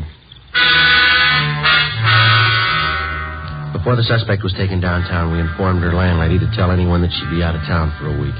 That information was to be passed on to any of her friends or business acquaintances who might try to contact her. After that, we took May Washburn back to the office. After being questioned thoroughly, she was detained for further investigation. At 2 p.m., Ben and I met with Captain Kearney, Central Narcotics, and Inspector Virgil Beckner, State Narcotics Bureau, Southern Division. $100,000 buy, is that what they have in mind? That's the word around town, Skipper. Washburn girl told us the same thing. The Washburn woman was approached for an office, huh? Yes, that's right, Beck. She was ready to go when we picked her up. Pusher's Howard Scully, you remember him? About 9 years ago, wasn't it, the Tijuana deal? 8 or 9 years, yeah. That big heroin buy, they tagged every one in the gang but Scully. Yeah, he's no amateur. He's got every narcotic law in the book memorized. He sets the deals, takes the gravy, but he never gets tagged. How about the federal narcotics men, Romero? They've been briefed on this deal? I called Harry Stone over there this morning. They've been following it, too. Said he'd be over this afternoon. The setup of this McMillan guy. What do you think, Campbell? Clear sailing there, Beck, as far as I can see. Scully set up to meet with May Washburn. Ben and Joe grabbed her before she could contact McMillan. Unless Scully's got a Ouija board, he still must figure everything's Jake. Then we could have a man meet with Scully tonight and pass himself off as McMillan. Well, shouldn't be too much trouble. From the way he talks, Scully's never seen McMillan. Has no idea what he looks like. It's just a guess. Neither one of you are known to Scully, are you?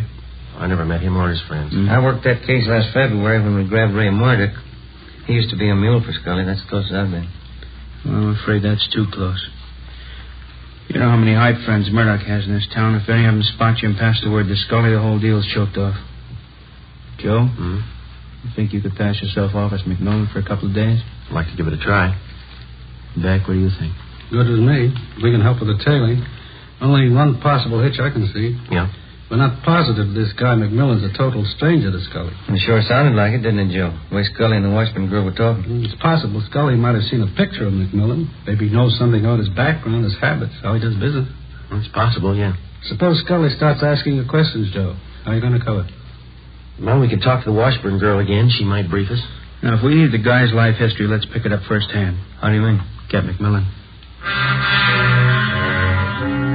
Late that afternoon, Stanley McMillan was located at a small restaurant out in the valley and quietly placed under arrest. He was booked at one of the outlying stations on suspicion of violating the State Narcotics Act. We questioned him and got all the necessary information on his background that we needed. He told us that he had never seen or had any dealings before with Howard Scully. 7:30 p.m. I went home, changed my clothes, put away my gun, ID card, and the rest of my identification. An hour later, I checked in at a small hotel near 5th and Main Streets. 11:15 p.m., I left the hotel and started for 7th and Alameda Streets, where the scheduled meet with Howard Scully was to take place. As in most cases, there was one all-important rule that I had to work by. If the suspects were to be arrested and successfully prosecuted, we had to get them with narcotics in their possession or under their control. And one of the first things that the working detective learns is that dealers such as Scully rarely do the actual handling of narcotics except at the actual moment of sale. If the officer fails to make an arrest at that moment, the odds are stacked heavily against the conviction of the narcotics criminal. 11:30 p.m. I got to the corner of 7th and Alameda Streets. I walked up to a man standing by a lamppost. He was short, heavily built, dark hair, dark eyes, and a small scar on his chin. He had on a gray coat, and he carried a book under one arm. I put out my hand. Yes? My name's McMillan. Oh, glad to know you, Mr. McMillan. My name's Scully. Why are you? Understand we have mutual friends, is that correct? That's what I'm told, yeah. You're from Louisiana originally, New Orleans. No. Oh, that's so? Thought you were from Louisiana. Missouri, St. Louis. Oh, I see. I suppose we go for a drive, huh? My hotel's down on 5th. We could talk there. Oh, I think my car would be better. I can't afford to waste time. I got customers waiting. Oh, you can believe me, this won't be a waste of time. I'm prepared to do business. All right, let's go. Fine.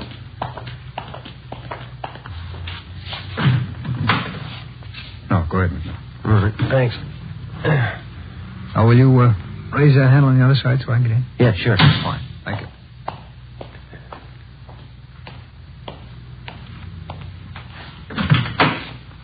You can't be too careful in L.A., I hear. Yeah, that's right. There's a lot of heat. Oh? I hope now that's on you. Don't worry, I'm clean. No tumbles. Would I be here if there were? I got customers to protect. Good customers. Fine. You know, maybe we can do business. How much can you handle? How much you got? Well, how about 10,000 worth? Standard rate, full measure. Hardly cut it off. Sounds fair. We drove 3 more blocks, and then Scully pulled the car to a stop underneath a row of spreading palm trees on a deserted street. He pulled the emergency brake on, then he turned to me, clamped my arms to my sides, and shook me down. All right. What's the pitch here? What's the idea? No offense, McMillan. Simple precaution in case you had a gun. What do you take me for, mister? I'm not used to doing business this way. That might go real great in the East, but it's nothing out here. I said no offense. This is a hot town. You could be a fuzz. You can't be too careful. You know that. Yeah, well, you don't have to pull that careful stuff with me. Who set up this meet, anyway? May Wash. All right. If you can't trust her, you can't trust me. Now, maybe I'm not in the mood for business. No, come on. Take it easy, Mac. We work this right, and we both got a good deal. Well, let's get to the point. Where's the stuff? You bring the money, we'll bring the merchandise. Wait a minute. The car that pulled up behind us. Let's get out of here. Oh, you're nervous, Mac. Relax. That's my partner. Come on, I'll introduce you. All right.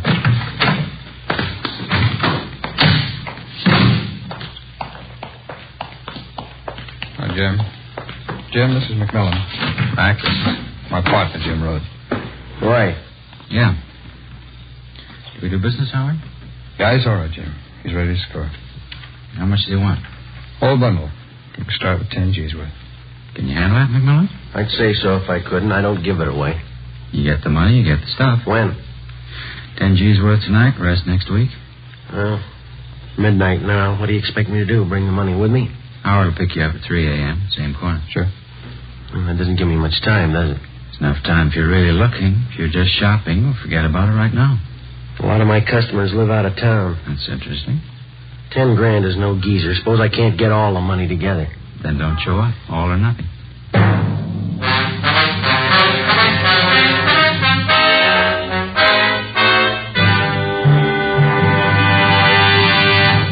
You are listening to Dragnet, authentic stories of your police force in action. Oh, no. Ah, that's different. Yes, what a difference. There's a difference you can hear, there's a difference you can see, but the difference in Fatima is quality. Yes, friends, when you compare long cigarettes, you'll find that in Fatima, the difference is quality. Quality of tobaccos.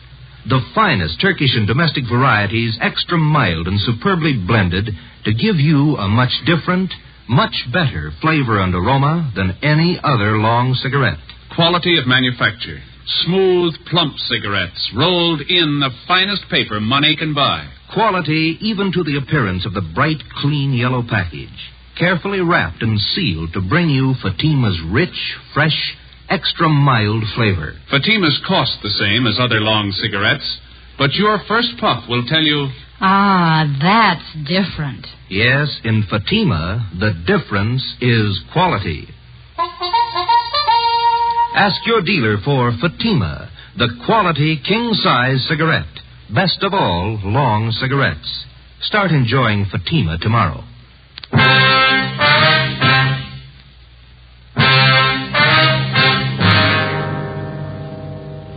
June 25th, Thursday, 12:30 a.m. I had 2.5 hours to raise $10,000. The narcotics dealers, Howard Scully and his partner, Jim Rhodes, had laid it out for me. Either I had the money by 3 a.m. or there was no deal. If it failed to come off, our plan to trap the narcotics gang would be worth nothing. Rhodes and Scully could possibly find another buyer without our knowledge, make a deal, and flood the market with their store of narcotics. I knew it'd be impossible to get the $10,000 together. We had only one alternative. Fake our way as best we could. I went back to the hotel, put a call through to Captain Kearney at the office, and told him what had happened. He went to work on it. From the Narcotic Details Emergency Fund, set up for such purposes, we got together $600. From Chief of Detectives Thad Brown, Deputy Chief White, the State Narcotics Bureau, and anyone else available by phone, we succeeded in rounding up another $350. 2:30 a.m. The money was tied in 2 small bundles, with hundreds, 50s, and 20s on top. $1 bills were sandwiched in between. The 2 bundles were placed in a briefcase and delivered to me at the hotel on 5th Street. The gun was also in the briefcase. I took it out, put it in my pocket, closed the briefcase. 2:45 a.m. I left the hotel with the money and started for the big meet. 3 a.m. 7th and Alameda. McMillan, how are you? Scully? We're down this way. You have the money? Well, your pal said all or nothing. I got it.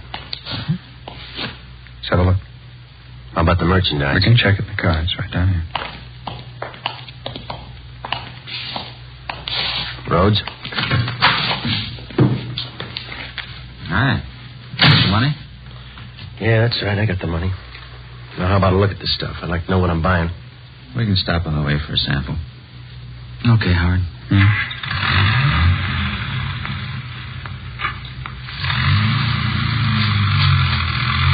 Have some, McMullen? What do you got? Cashew nuts. Have some. Thank you. There's lots of heat in this town. Cops as thick as flies. Yeah, that's right. Rough time. I gotta be careful. What's the reason, anyway? When did it start? Well, about 6 weeks ago, Bulls tagged some high school kids. After them. Huh? What for? Well, they were regular hypes. Just punks, 18-year-olds. A couple of them were 17. Young squirts. Yeah, and the heat's going to get worse. One of the punks cashed in yesterday. Read it in the paper. Overdose. Not going to help, is it? Well, I'll tell you one thing. I'm playing it close. I got good customers, and I'm not going to risk my neck. How much stuff do you think you can handle a month, McMillan? No thanks, no more. Oh, I got about 30 mainliners. They're regular and they're sure. 8-10 ounces a week, but they're like good stuff, no alley hype junk. Howard must have told you it's all we handle, good stuff. If it goes right, we could make it a permanent connection with you. I'd like to see what you're offering first. We'll have a good look. All right, Howard, you know where to pull up. Yeah.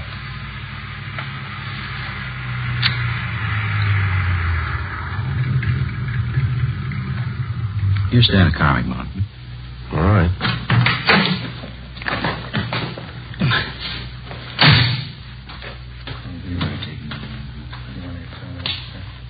Yeah.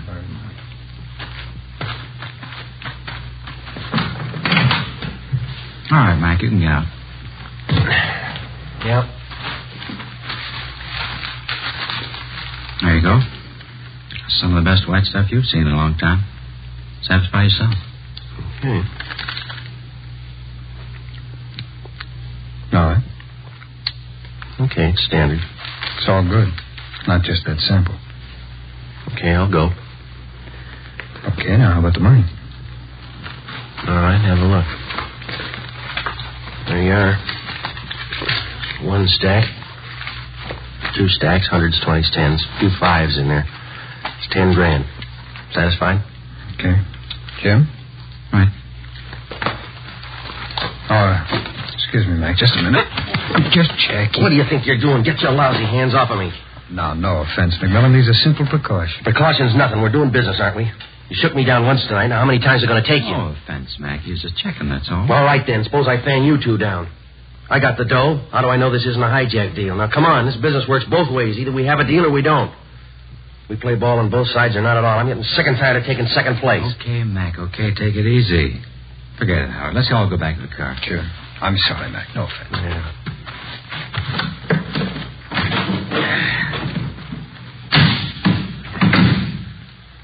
Okay, let's close the deal.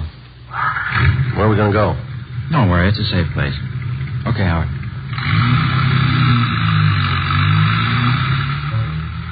$3:35 a.m. In another hour, it'd start getting light. I knew they'd planned to have the buy take place before then. According to our plan, Ben and Sergeant Hunt, along with the other team of men from the State Narcotics Bureau, they were to tail us to the place of the meet and move in on a signal from me when the buy was actually in progress.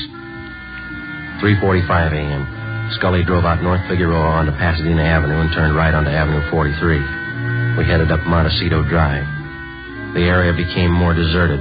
There were no homes around, no buildings of any kind to provide cover for anybody that might be following.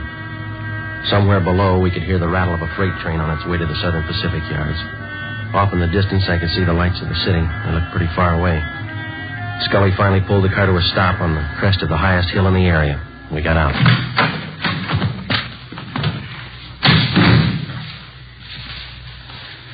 What do you think, Mac? Well, a nice view. Yeah. Spent a long time finding this spot. Foolproof. Yeah? Bring him over here, Jim. Let's show him. Huh. See there? Clear view of everything down below.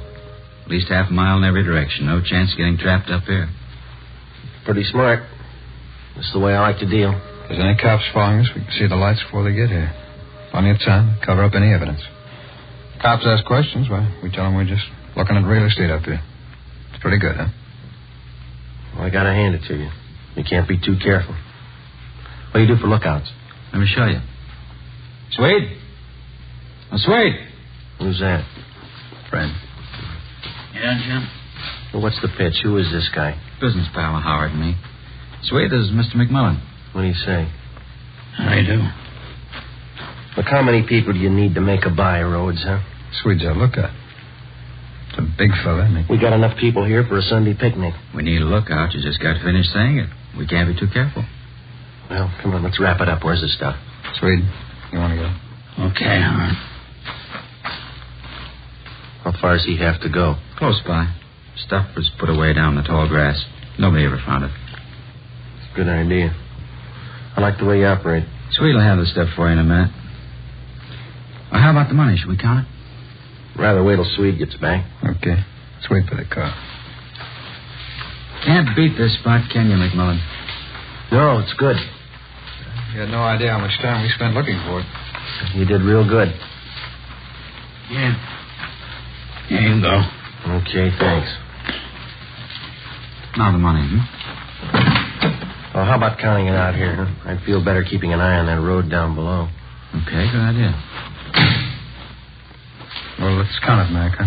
Yeah, all right. Here you go. There's one bundle, and there's the other.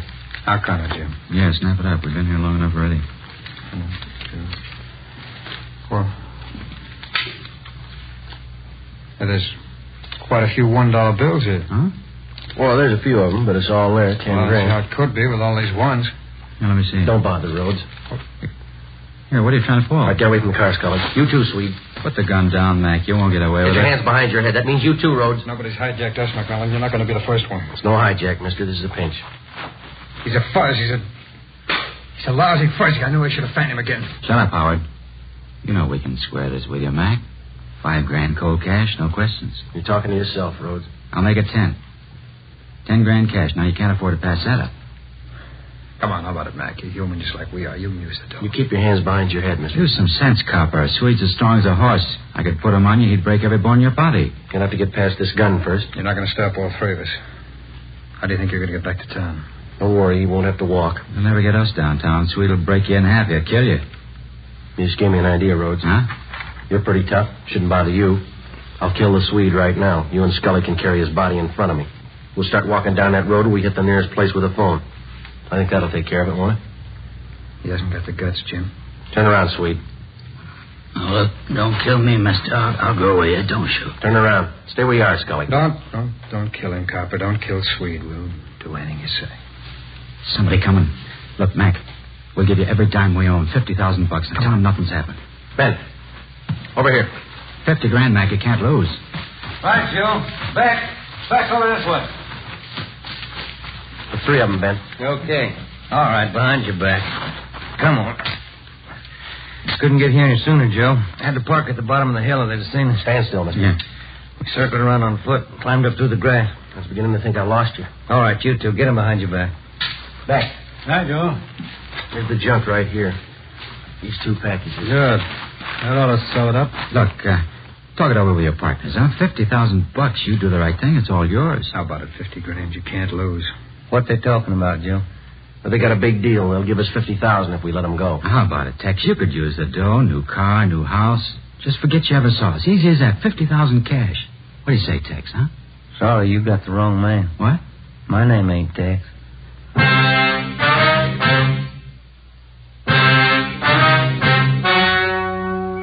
The story you have just heard was true. Only the names were changed to protect the innocent. In a moment, the results of their trial. Now, here is our star, Jack Webb. Thank you. In his training, the working detective is taught the importance of thoroughness. He has learned never to overlook even the smallest detail. What may seem unimportant to the novice may well be the one thing to help the working detective successfully culminate his case. So with a cigarette. The people who make Fatima are well-trained and thorough in the manufacture of their cigarette. Fatimas contain the finest Turkish and domestic tobacco superbly blended. And pack after pack, Fatima is extra mild. If you're a long cigarette smoker like I am, smoke Fatima. They cost the same, but in Fatima, the difference is quality. Smoke Fatima.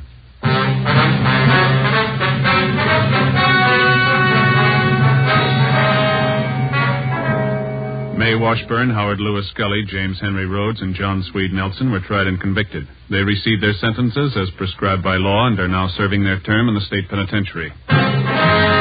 You have just heard Dragnet, a series of authentic cases, portions transcribed from official files. This is NBC, the National Broadcasting Company.